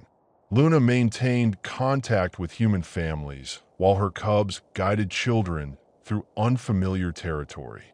Their cooperation creating bonds that would redefine relationships between human and wild in whatever world emerged from the approaching catastrophe. As the evacuation convoy reached higher ground, Storm positioned himself at a vantage point that commanded views of Pine Ridge Valley, while Luna gathered her human charges in sheltered areas that would provide protection during the seismic events that were already beginning to transform solid Earth into liquid chaos. The wolves' desperate 5-day communication effort had succeeded, but survival would depend on maintaining cooperation during the environmental catastrophe that was about to demonstrate the accuracy of animal disaster prediction. The evacuation from Pine Ridge began in earnest as Storm led nearly 50 humans and wolves in the largest interspecies cooperation effort in recorded history. Dawnlight filtered through ancient pines as the procession moved along forest trails that the alpha wolf had identified as safe routes to higher ground. Anna Martinez walked beside Luna while Tommy learned wilderness navigation from wolf cubs, their partnership representing successful communication that had seemed impossible just days earlier. Pete Hawkins coordinated human logistics, while wolves provided navigation and security services, creating evacuation protocols that integrated the best survival strategies from both species. His truck carried emergency supplies and elderly residents who couldn't manage extended hiking, while younger families followed animal guides on foot through terrain that human knowledge couldn't navigate safely. The cooperation challenged every assumption about human technological superiority and animal intelligence limitations. Luna's cubs had evolved into skilled evacuation assistants, demonstrating leadership capabilities that exceeded normal developmental patterns as they guided human children through forest obstacles with patient instruction. The young wolves showed 8-year-old Sarah Peterson how to recognize safe footing on icy trails, taught Tommy Martinez which plants provided emergency nutrition, and indicated shelter locations that would protect mixed species groups during extended wilderness residence.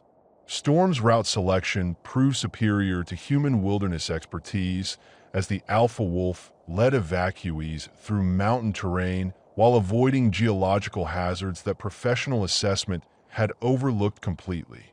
His navigation encompassed seasonal weather patterns, underground water sources, and shelter opportunities that ensured optimal outcomes for families burdened with emergency supplies and limited wilderness experience during winter conditions. Michael Torres maintained radio communication with emergency management officials while documenting evacuation procedures that revolutionized understanding of animal intelligence and disaster prediction capabilities. The wolves had established comprehensive emergency protocols that addressed human physical limitations while providing security and guidance services that surpassed conventional emergency preparedness capabilities. Anna Martinez carried her son's backpack while watching Tommy learn survival skills from Luna's offspring. Their interspecies friendship representing successful adaptation to circumstances that challenged every assumption about predator-prey relationships. The wolf cubs had modified their natural behaviors to accommodate human learning limitations while maintaining play elements that reduce stress during difficult transition from familiar surroundings to wilderness uncertainty. The evacuation convoy moved through forest darkness with coordination that demonstrated successful merger of human planning and wolf instinct, families following animal guides while maintaining communication and supply management protocols. Children walked alongside wolf cubs while adults monitored weather conditions and resource availability, creating partnerships that ensured survival during environmental crisis. Luna guided the Martinez family through terrain assessment techniques that enabled recognition of safe camping areas and resource availability. Her instruction focused on immediate needs that would sustain human families during displacement from technological support systems.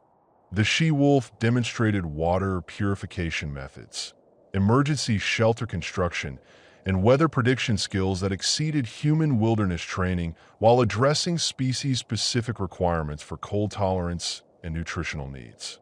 Storm maintained protective perimeters around the evacuation convoy, while monitoring environmental changes that indicated approaching seismic activity through ground vibrations and atmospheric pressure variations that human technology couldn't detect.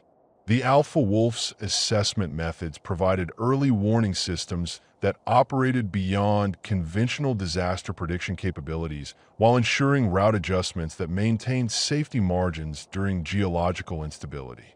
Pete Hawkins shared mountain wisdom accumulated through 4 generations of wilderness residents, his knowledge complementing wolf guidance to create comprehensive survival protocols for mixed-species evacuation groups.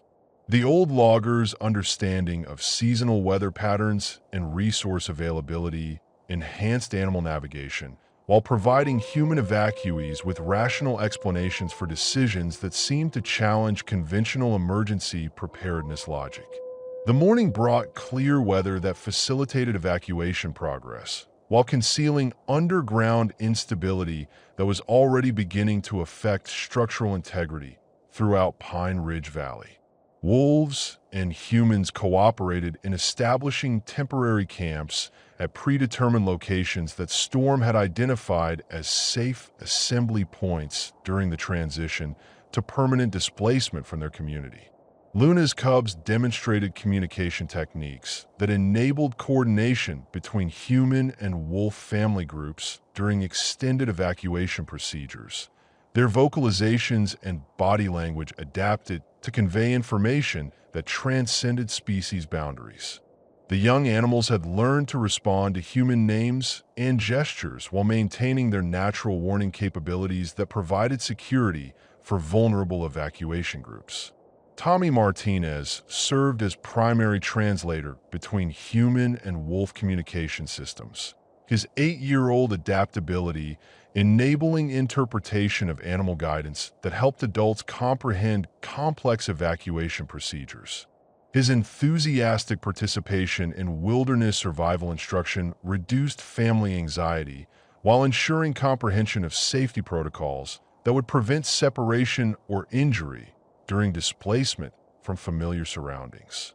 Anna Martinez recognized the transformation in her understanding as maternal instinct validated animal guidance over rational skepticism, accepting that Luna's teaching represented knowledge that could preserve her family's survival during environmental catastrophe. The she-wolf's dedication had reached levels that challenged assumptions about animal intelligence while providing practical instruction that surpassed human emergency preparedness training.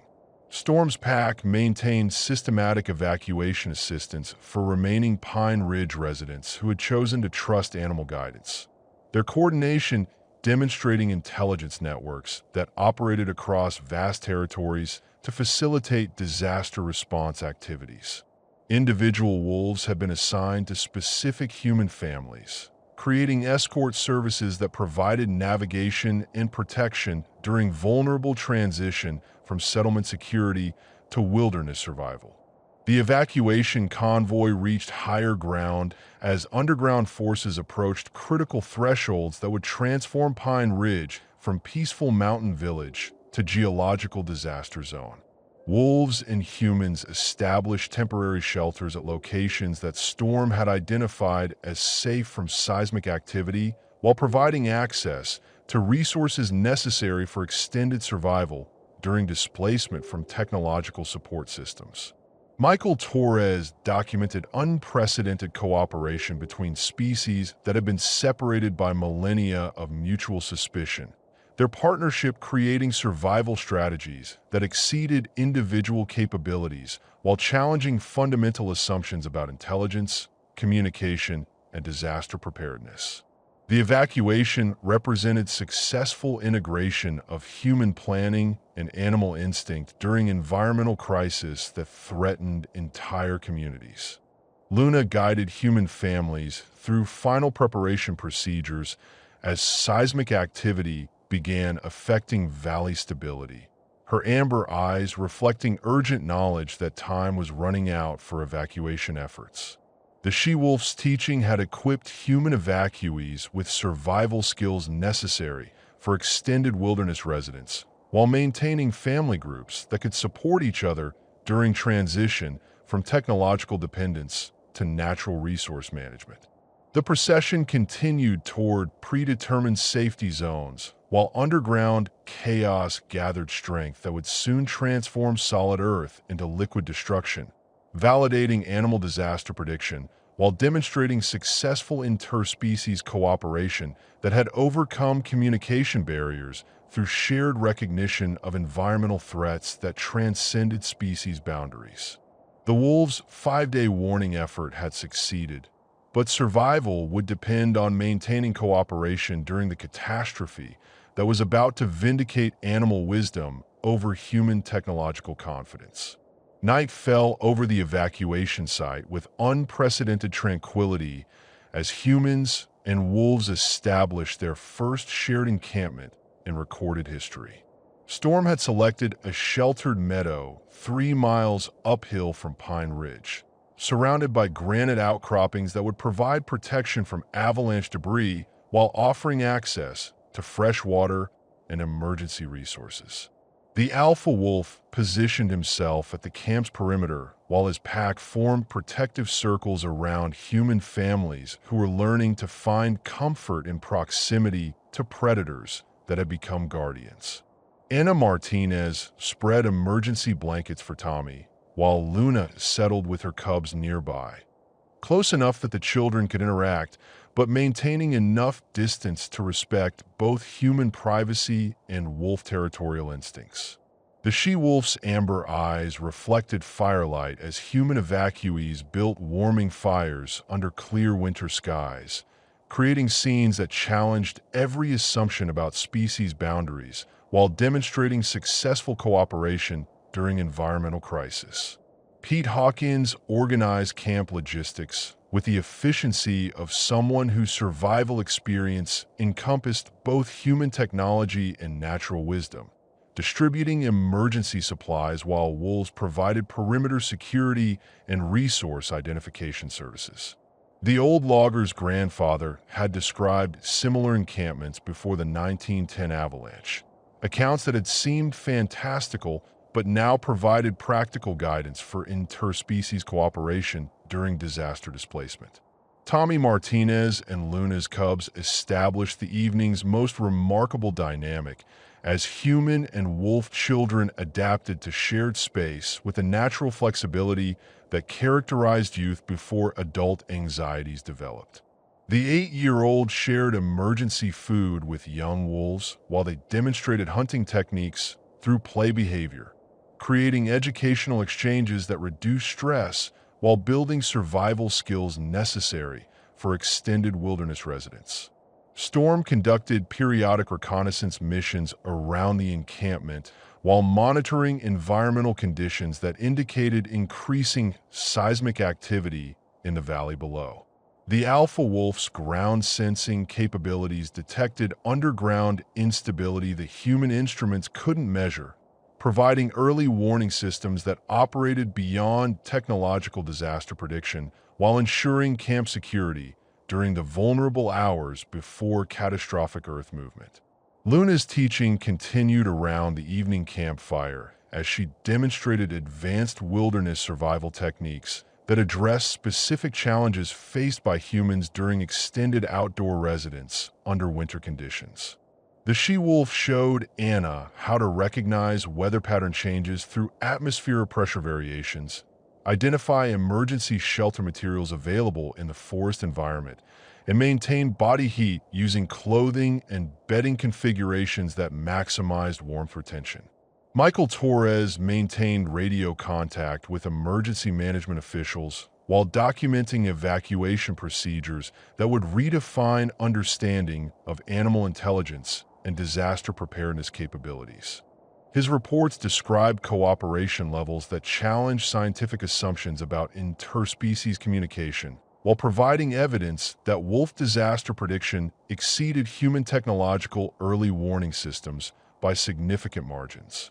The encampment developed its own social structure as human families and wolf packs established territorial boundaries that respected both species' needs for privacy and security while maintaining cooperation necessary for survival during displacement from familiar support systems.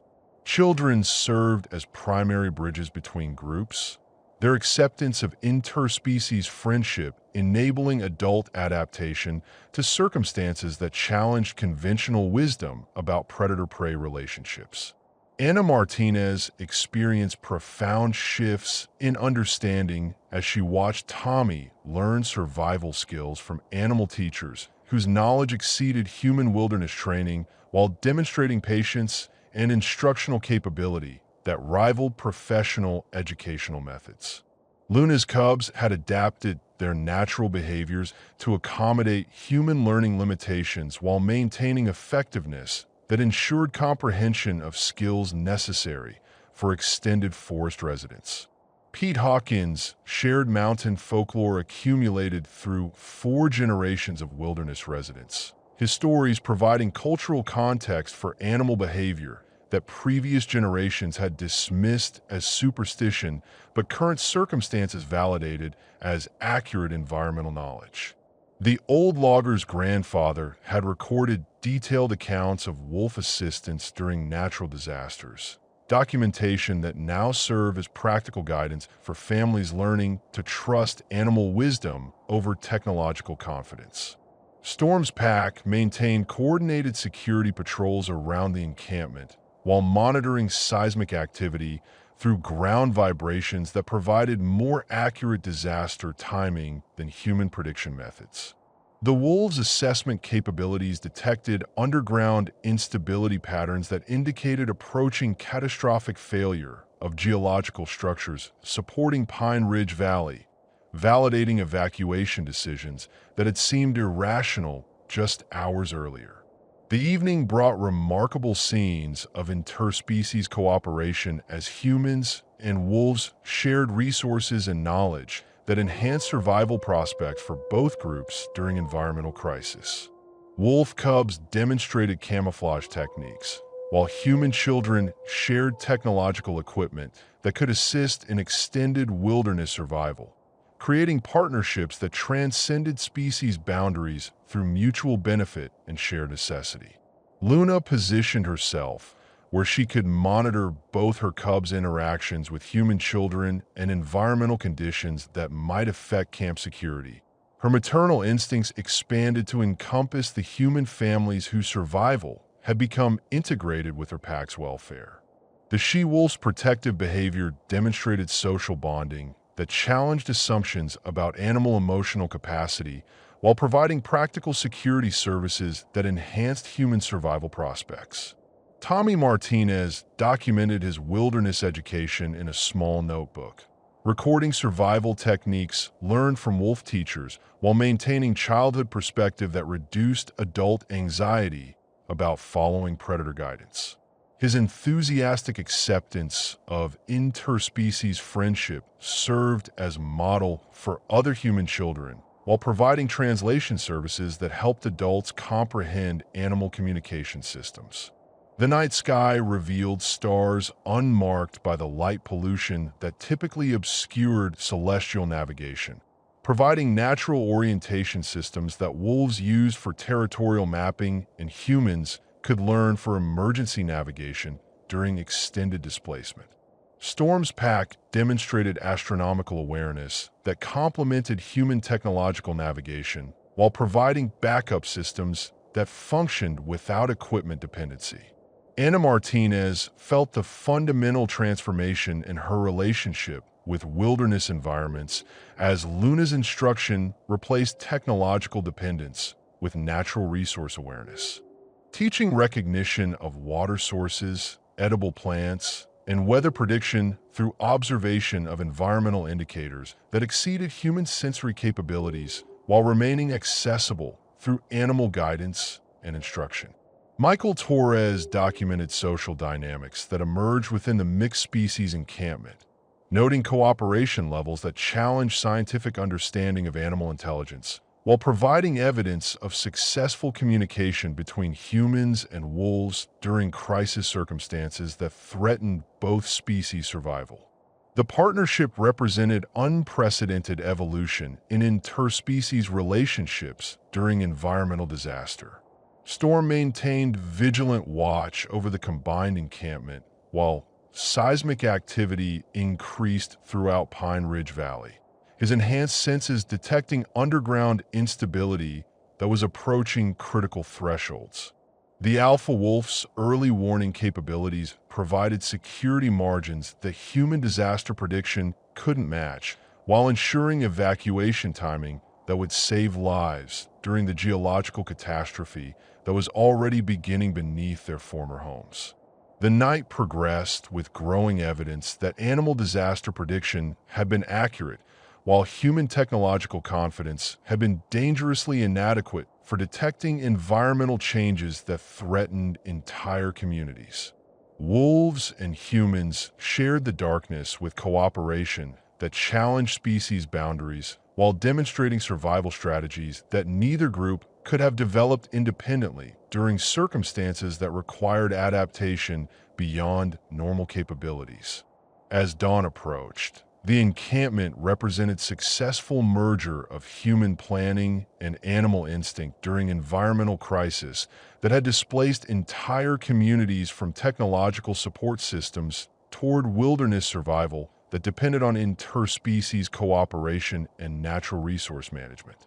The wolves' desperate communication efforts had succeeded in saving human lives while creating partnerships that would redefine relationships between civilization and wild nature in whatever world emerged from the approaching catastrophe.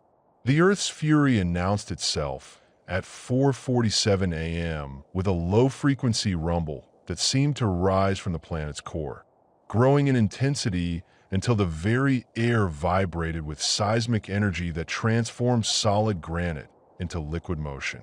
Storm raised his massive head from his watchful position, amber eyes reflecting the first pale light of dawn as underground chaos reached the surface and began reshaping the mountain landscape with geological violence that validated every desperate warning the wolves had been attempting to communicate. Anna Martinez felt the ground beneath her sleeping bag begin to undulate like ocean waves, the supposedly solid earth becoming fluid as seismic forces released energy that had been building for decades beneath Pine Ridge Valley. Tommy pressed against her side as trees swayed with impossible flexibility, their trunks bending rather than breaking as gravitational certainties dissolved into chaos that challenged every assumption about the permanence of natural structures. Luna leaped to her feet with practiced grace as her cubs huddled against her flanks, the she-wolf's expression combining alert awareness with calm acceptance of environmental forces she had sensed approaching for days. Her lack of panic provided reassurance for human evacuees who were experiencing their first major earthquake, demonstrating that animal preparation had anticipated exactly these circumstances while ensuring group survival through advanced warning and strategic positioning. Pete Hawkins watched Pine Ridge Valley transform into geological chaos from their elevated vantage point, his grandfather's documentation providing the only historical context for seismic events that were reshaping familiar landscape into unrecognizable terrain. Structures that had sheltered families for generations disappeared into crevasses that opened like hungry mouths, swallowing buildings and roads while creating new topography that would require decades to stabilize. The elementary school, which Storm's pack had identified as structurally compromised, collapsed in spectacular fashion as foundation failures cascaded through load-bearing systems that couldn't withstand seismic stress. The building's destruction validated wolf assessments that had seemed inexplicable just hours earlier, demonstrating animal knowledge of engineering principles that exceeded human professional analysis while providing tangible proof of the disaster prediction that had motivated desperate evacuation efforts. Storm's pack remained remarkably calm throughout the seismic event, their behavior suggesting that earthquake intensity fell within parameters they had anticipated while planning evacuation procedures. The wolves' composure provided emotional stability for human evacuees who were witnessing destruction of everything familiar, demonstrating that animal disaster prediction had encompassed not just timing, but magnitude of geological forces that were reshaping their environment. Michael Torres maintained radio communication with emergency management officials while documenting seismic destruction that validated animal disaster prediction while revealing inadequacy of human technological early warning systems. The earthquake's intensity exceeded regional predictions by significant margins, suggesting that wolves had detected underground instability through sensory capabilities that operated beyond human technological detection while providing more accurate disaster timing than scientific instruments.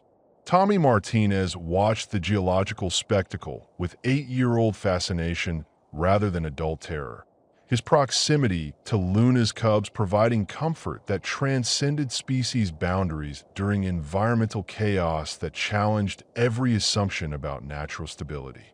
The young wolves demonstrated calm acceptance of seismic activity while maintaining protective behavior toward their human companions, creating bonds that would influence his understanding of nature throughout his lifetime. Anna Martinez recognized the magnitude of disaster they had escaped through animal guidance as Pine Ridge disappeared into geological chaos that would have claimed hundreds of lives without wolf intervention.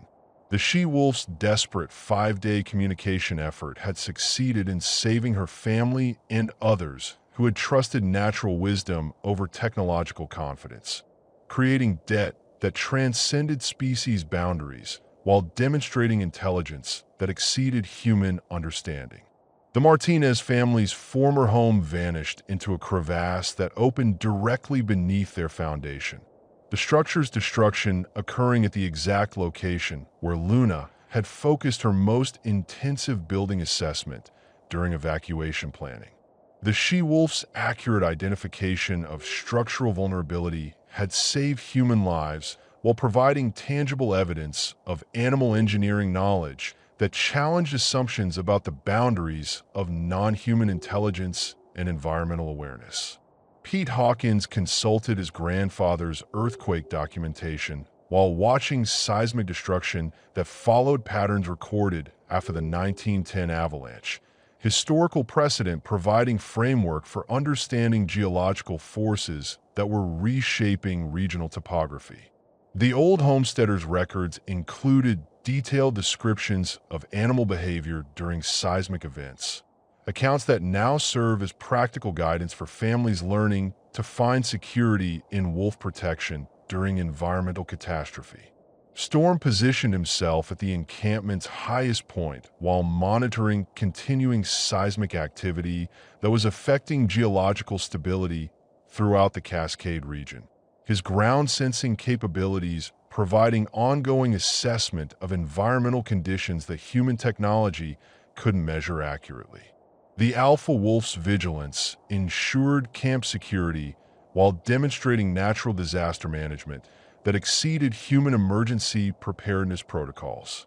Luna's cubs maintained playful behavior throughout the earthquake, their resilience providing emotional support for human children who were experiencing unprecedented destruction of familiar surroundings. The young wolves demonstrated that environmental catastrophe was natural occurrence rather than existential crisis, helping human families adapt to circumstances that required acceptance of geological forces beyond human control or prediction.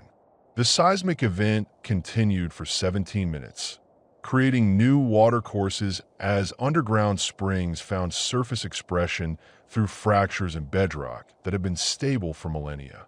Storm's route selection had avoided areas that became unstable during Earth movement, demonstrating navigation knowledge that encompassed geological understanding beyond documented animal capabilities while ensuring evacuation group survival during environmental chaos. Anna Martinez felt overwhelming gratitude toward Luna as the earthquake's intensity diminished and damage assessment became possible, recognizing that the she-wolf's maternal dedication had preserved human lives through knowledge that exceeded professional disaster preparedness training. The animal guidance that had seemed irrational just days earlier now appeared as sophisticated intelligence that operated beyond human technological capabilities while providing practical survival assistance. Michael Torres documented destruction patterns that validated wolf disaster prediction while revealing fundamental inadequacy of human early warning systems for detecting seismic events that animals could sense days in advance. The evacuation effort represented successful integration of natural and technological disaster management, creating protocols that challenged conventional emergency preparedness while demonstrating animal intelligence that exceeded scientific understanding. Tommy Martinez shared emergency supplies with Luna's cubs as the encampment assessed earthquake damage. Interspecies cooperation continuing during post-disaster recovery, while human families adapted to wilderness survival that would continue until regional geological stability returned. The children's friendship transcended species boundaries while providing emotional support that enhanced survival prospects for both human and wolf evacuees.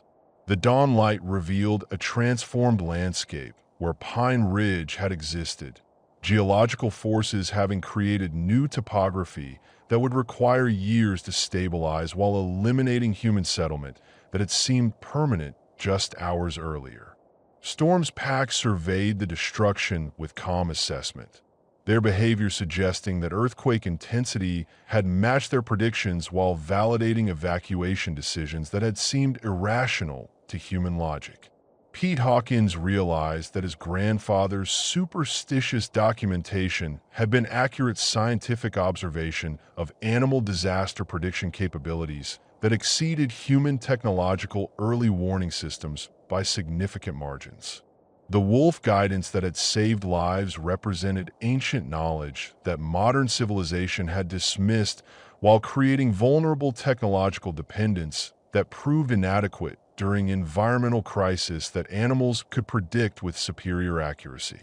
As seismic activity diminished toward normal levels, the mixed species encampment began post-disaster adaptation procedures that would determine long-term survival prospects for human families who had lost everything except what animal wisdom had enabled them to preserve. The earthquake had validated wolf intelligence, while demonstrating successful interspecies cooperation that would influence relationships between human and wild throughout their continued displacement from technological civilization. The morning after the earthquake dawned over a landscape transformed beyond recognition.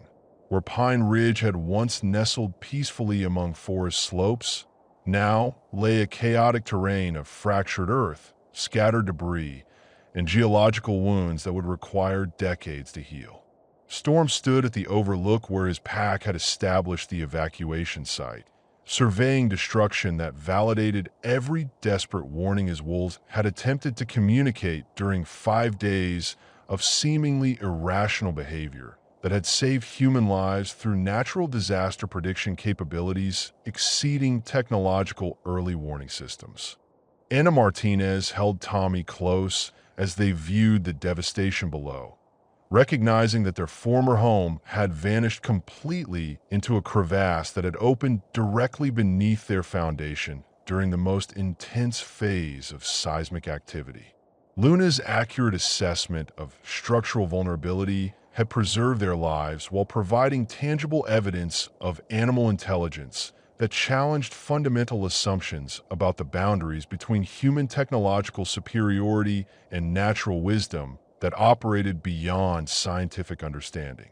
The alpha wolf showed visible signs of the injuries he had sustained during his desperate attempts to guide humans away from danger zones, his left foreleg favoring the paw he had damaged while dismantling the fence that had blocked the Peterson family's evacuation route.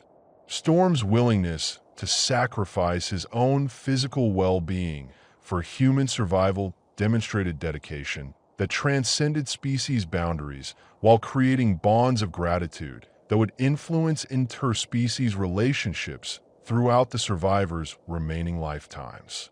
Pete Hawkins documented destruction patterns that correlated exactly with his grandfather's records of geological instability following the 1910 avalanche. Historical precedent providing framework for understanding seismic forces that had reshaped regional topography according to patterns that animals could predict while human technology remained inadequate for detecting underground instability until catastrophic failure occurred. The old loggers' mountain wisdom had proven more reliable than professional disaster assessment. Tommy Martinez approached Storm with the fearless compassion that characterized childhood before adult anxieties developed, offering emergency first aid supplies from their evacuation kit, while the massive wolf accepted human assistance with dignity that suggested recognition of interspecies cooperation rather than submission to human authority. The 8-year-old's gentle treatment of the alpha's injuries created bonds that would redefine his understanding of predator-prey relationships throughout his development into adulthood. Luna maintained protective watch over the combined encampment, while her injured mate received medical attention, demonstrating pack leadership capabilities that ensured security for both wolf and human families during vulnerable post-disaster recovery period. The she-wolf's amber eyes reflected exhaustion from days of continuous vigilance, combined with maternal satisfaction that her desperate communication efforts had succeeded in preserving the lives of offspring from both species. Michael Torres established radio communication with regional emergency management coordinators, while documenting animal disaster prediction capabilities that had exceeded human technological early warning systems by margins that would revolutionize scientific understanding of environmental awareness and interspecies intelligence. His reports described cooperation levels and predictive accuracy that challenged conventional assumptions about animal cognition, while providing evidence for natural disaster management protocols that integrated biological and technological warning systems. Anna Martinez approached Storm with medical supplies and veterinary knowledge acquired during her teaching career, recognizing that the alpha wolf's injuries required immediate attention to prevent infection or permanent disability that might compromise his pack leadership during extended wilderness survival. Her willingness to provide medical care for the animal who had saved her family's life represented fundamental shift in human-wolf relationships, from fear-based avoidance toward mutual assistance and recognition of shared survival interests. The morning revealed additional evacuation sites throughout the Cascade region, where other wolf packs had successfully guided human communities away from geological hazard zones, creating a network of interspecies refugee camps that challenged every assumption about territorial boundaries and species cooperation during environmental crisis. Radio reports described similar scenes of humans and wolves sharing resources and providing mutual assistance during displacement from technological civilization toward wilderness survival. Storm accepted human medical intervention with patience that demonstrated trust earned through successful cooperation during disaster evacuation, allowing Anna to clean and bandage his injured paw while maintaining alert awareness of environmental conditions that might affect encampment security. The alpha wolf's acceptance of human assistance represented unprecedented breakdown of species barriers that had been maintained through millennia of mutual suspicion and territorial competition. Tommy Martinez served as primary interpreter during Storm's medical treatment, his natural ability to communicate with wolves enabling coordination between human caregivers and animal patient during procedures that required cooperation from both species. The 8-year-old's translation services facilitated medical care, while strengthening bonds between families that had learned to find security in interspecies partnership during environmental catastrophe. Pete Hawkins organized post-disaster resource management while incorporating wolf knowledge of wilderness survival that exceeded human technical expertise, creating supply distribution systems that integrated natural resource identification with emergency preparedness protocols.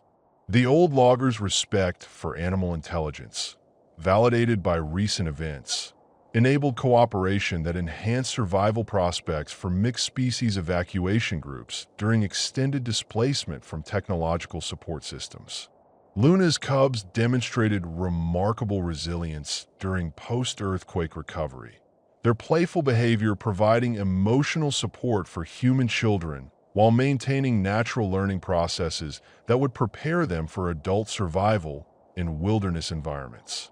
The young wolves' interaction with Tommy and other evacuated children created social bonds that transcended species boundaries while establishing relationships that would influence both human and wolf development throughout their lifetimes. The encampment developed organizational structure that combined human planning capabilities with wolf territorial management, creating governance systems that respected both species' social needs while maintaining cooperation necessary for survival during extended wilderness residence. Leadership roles emerged naturally based on expertise and contribution rather than species affiliation, challenging assumptions about human dominance in interspecies relationships. Anna Martinez recognized the profound transformation in her understanding of intelligence and environmental awareness as she watched Storm direct pack activities while recovering from injuries sustained during human rescue operations. The alpha wolf's continued leadership despite physical limitations demonstrated dedication to interspecies cooperation that exceeded human expectations about animal emotional capacity and social responsibility toward other species during crisis circumstances. Michael Torres documented social dynamics that emerged within mixed species communities throughout the disaster region, noting cooperation patterns and resource sharing that challenged scientific understanding of territorial behavior and species competition.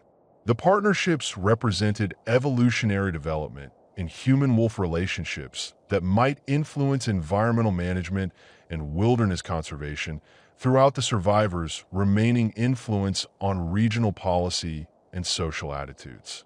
Storm's recovery progressed throughout the morning as human medical intervention combined with natural healing processes and pack support systems, demonstrating successful integration of technological and biological healthcare that enhanced treatment outcomes beyond what either species could achieve independently. The alpha wolf's acceptance of human assistance, while maintaining pack leadership, created models for interspecies cooperation that would influence relationships between civilization and wild nature. The afternoon brought assessment of long-term survival requirements for evacuation communities that had lost technological support systems while gaining access to natural resource management through animal guidance and wilderness expertise. Human families faced adaptation to environmental dependence that required learning survival skills from wolf teachers whose knowledge exceeded human wilderness training while addressing species-specific needs for nutrition, shelter, and security.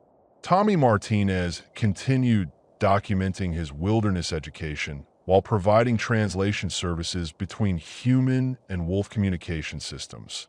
His childhood adaptability, enabling comprehension of survival techniques that would sustain mixed species communities during extended displacement from technological civilization. His enthusiastic participation in interspecies friendship reduced adult anxiety while ensuring transmission of natural knowledge that could preserve lives during environmental adaptation. As evening approached, Storm's condition had stabilized sufficiently to resume limited leadership activities while human medical care continued, supporting his recovery from injuries sustained during evacuation assistance. The alpha wolf's gratitude toward human caregivers was evident in behavioral changes that indicated recognition of medical intervention as interspecies cooperation rather than human dominance, creating foundations for ongoing partnership during wilderness survival that would require continued mutual assistance and resource sharing. The first night after the earthquake brought reflection on destruction that had been prevented through animal disaster prediction, while creating opportunities for interspecies cooperation that challenged assumptions about intelligence, communication, and survival strategies.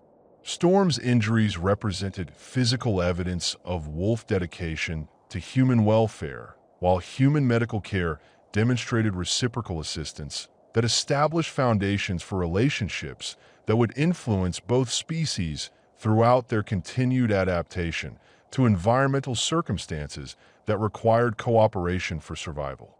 The days following the earthquake established patterns of cooperation that would have seemed impossible before the disaster, as humans and wolves developed integrated survival systems that combined the technological knowledge of one species with the environmental awareness of the other.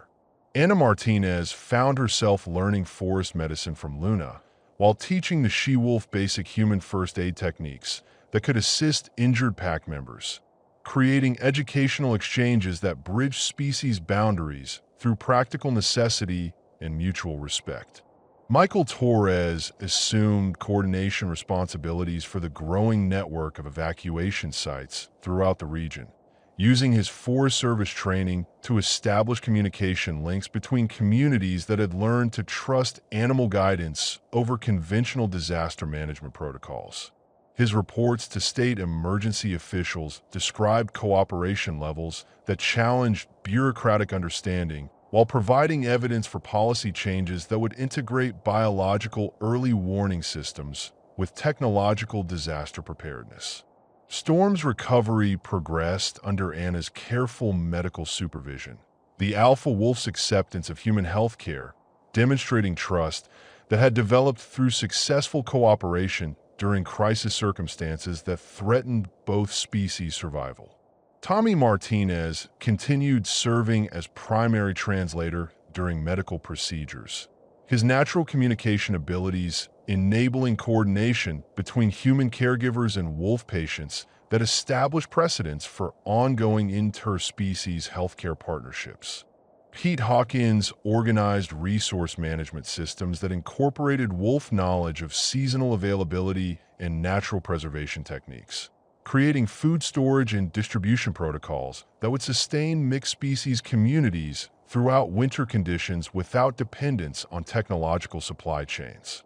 The old loggers' respect for animal intelligence enabled integration of natural resource management with human organizational capabilities that enhanced survival prospects for evacuation groups. Luna's teaching expanded beyond emergency survival to encompass comprehensive wilderness education that would enable human families to thrive in forest environments during extended displacement from technological civilization. The she-wolf demonstrated advanced hunting techniques, weather prediction methods, and resource identification skills that exceeded human wilderness training while addressing species-specific needs for nutrition, shelter construction, and territorial management during long-term environmental adaptation. The elementary school's destruction had eliminated formal educational infrastructure, but Tommy Martinez and other evacuated children received wilderness education from wolf teachers whose curriculum encompassed survival skills, environmental awareness, and interspecies communication that would influence their development throughout adulthood. The natural learning environment provided educational opportunities that exceeded conventional classroom instruction while preparing students for lives that would require integration of technological and biological knowledge.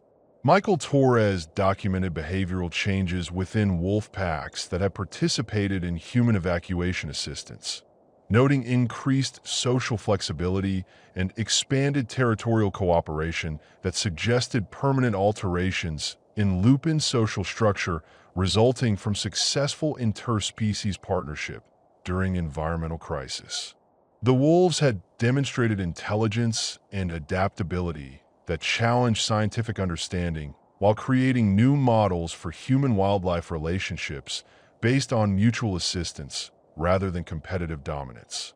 Storm's pack established hunting protocols that provided meat for human families while teaching wilderness survival techniques that would enable mixed-species communities to achieve nutritional self-sufficiency during extended forest residence.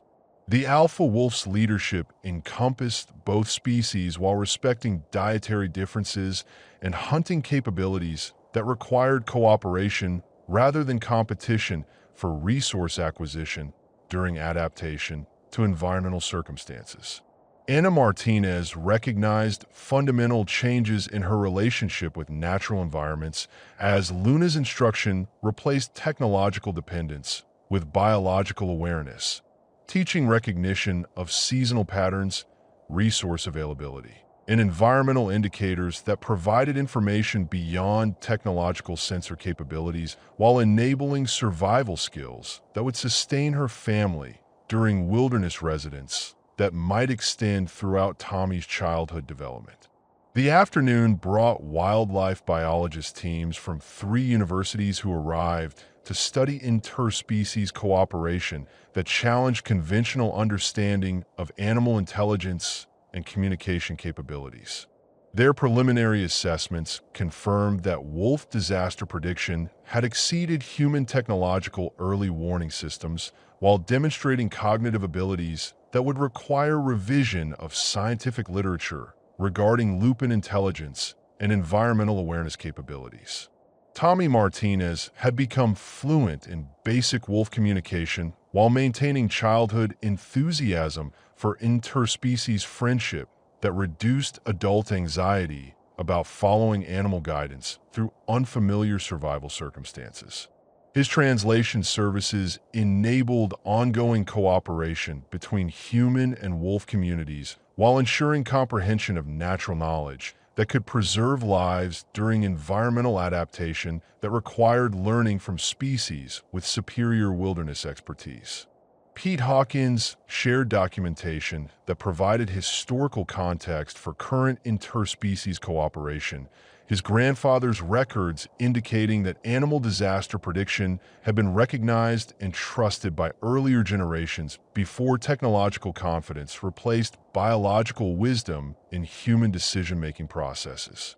The validation of natural early warning systems suggested that indigenous knowledge had preserved accurate understanding of environmental relationships that modern civilization had dismissed as primitive superstition.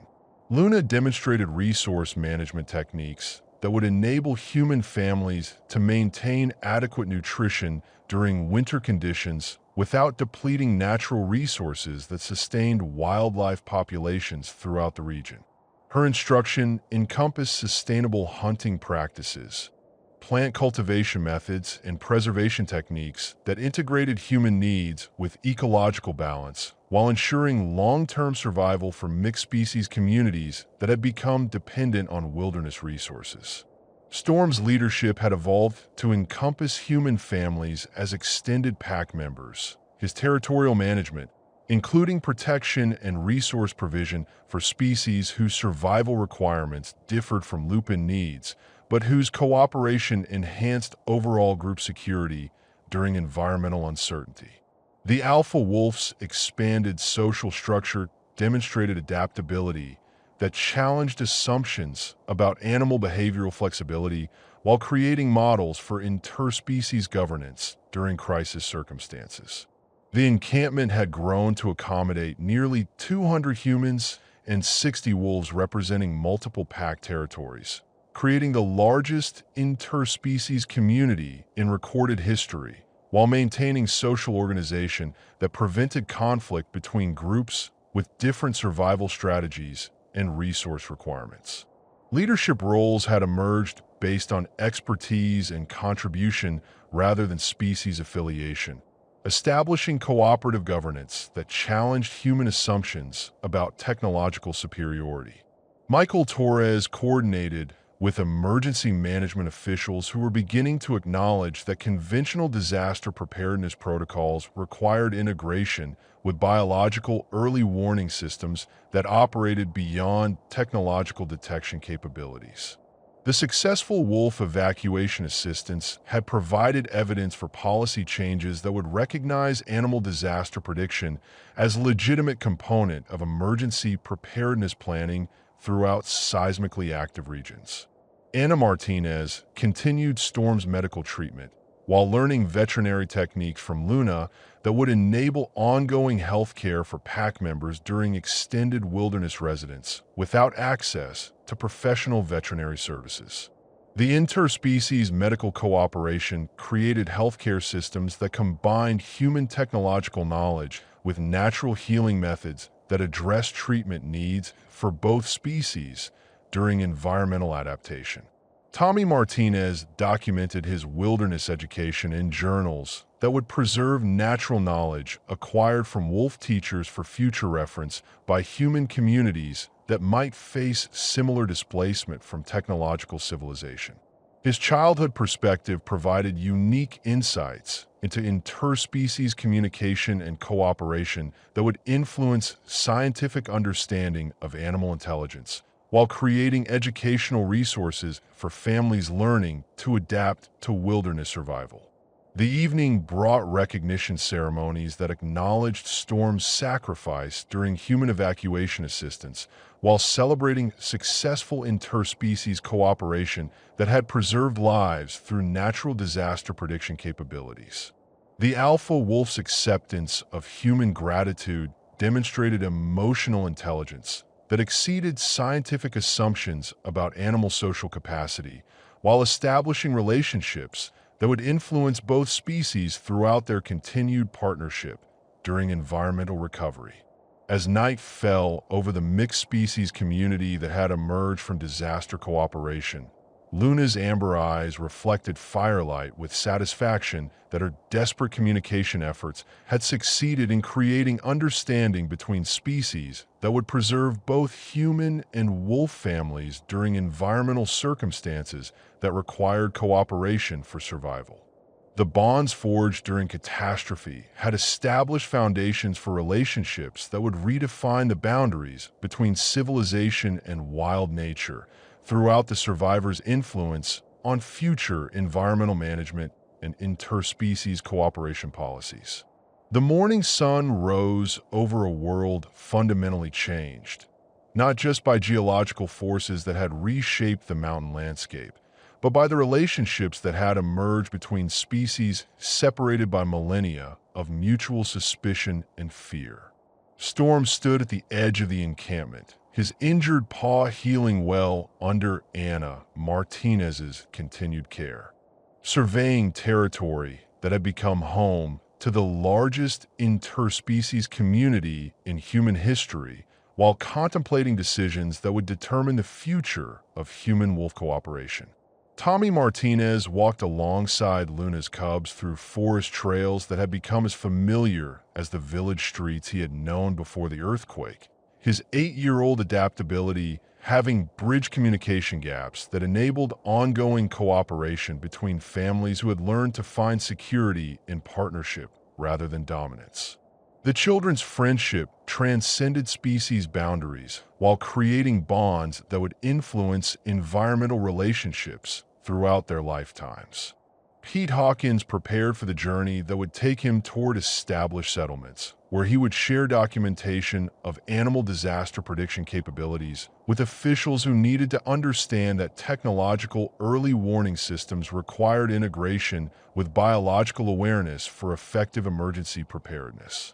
The old logger's grandfather had preserved knowledge that modern civilization needed to rediscover before future catastrophes claimed lives that could be saved through interspecies cooperation.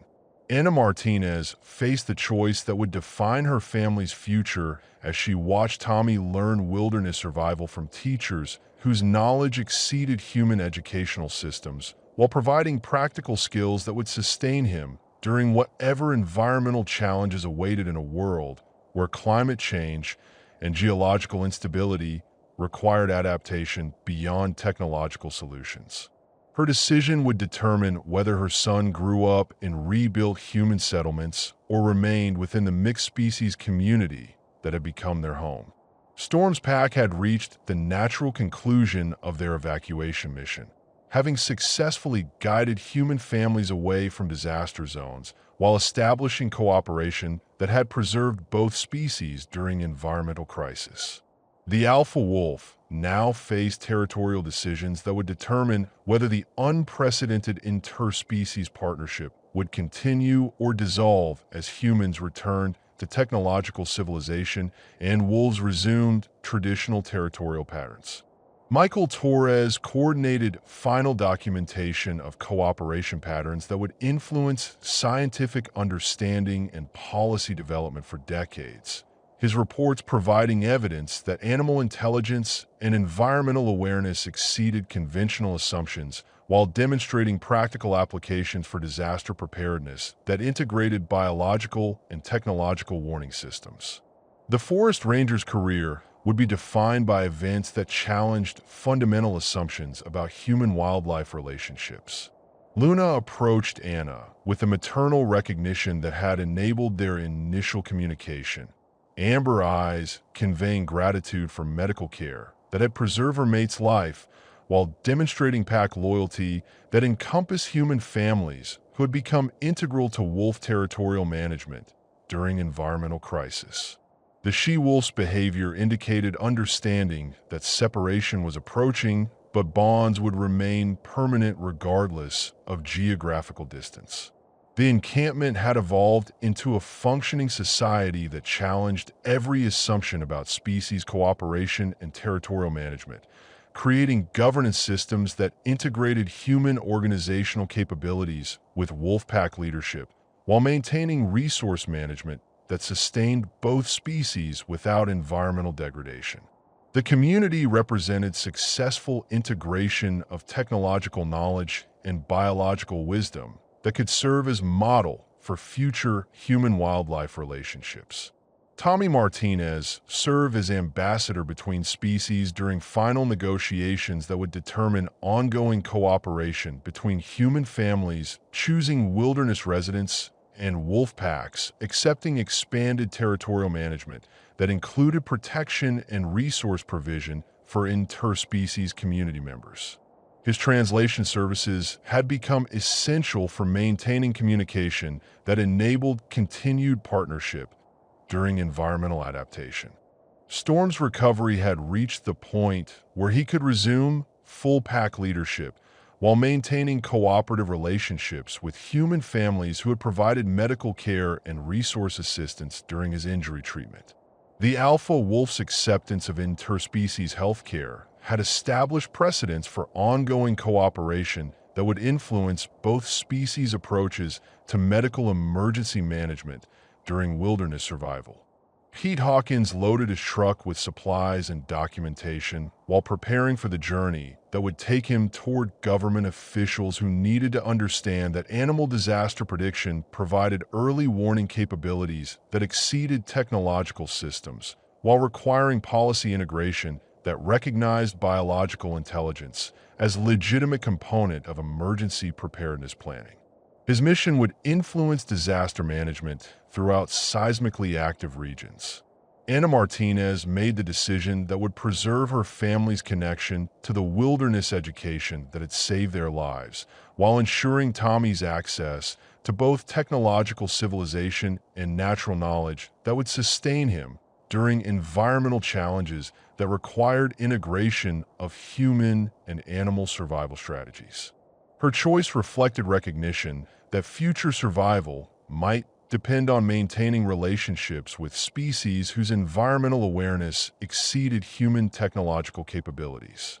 Luna's cubs had matured rapidly during their interaction with human children, developing social skills and environmental awareness that exceeded normal wolf development, while maintaining natural behaviors that would enable successful integration with traditional pack structure when territorial separation occurred. Their experience with interspecies cooperation would influence lupin social evolution while preserving genetic knowledge that could enhance future human-wolf relationships. The afternoon brought farewell ceremonies that acknowledged bonds formed during crisis circumstances, while recognizing that ongoing cooperation would require adaptation to changing territorial needs and seasonal migration patterns that respected both species' survival requirements. Storm's pack would maintain territorial boundaries that encompassed human settlements while providing disaster warning services that could prevent future catastrophes. Michael Torres established communication protocols that would enable ongoing coordination between Forest Service officials and wolf pack leaders through Tommy Martinez's translation services, creating early warning networks that integrated animal environmental awareness with human emergency preparedness systems. The partnerships would influence wildlife management and disaster preparation throughout the Pacific Northwest while providing models for interspecies cooperation during climate change adaptation. Tommy Martinez exchanged final wilderness lessons with Luna's cubs while promising to maintain communication through forest visits that would preserve educational relationships established during evacuation circumstances. His commitment to ongoing interspecies friendship would influence his development while ensuring transmission of natural knowledge that could assist future human communities facing environmental challenges requiring cooperation with wildlife for survival. Storm approached Anna Martinez for final medical assessment of his injury treatment while demonstrating gratitude that transcended species boundaries, his amber eyes reflecting recognition of healthcare that had preserved his life and pack leadership capabilities during crisis circumstances. The alpha wolf's acceptance of human medical intervention had established foundations for ongoing cooperation that would influence both species' approaches to emergency healthcare and resource sharing.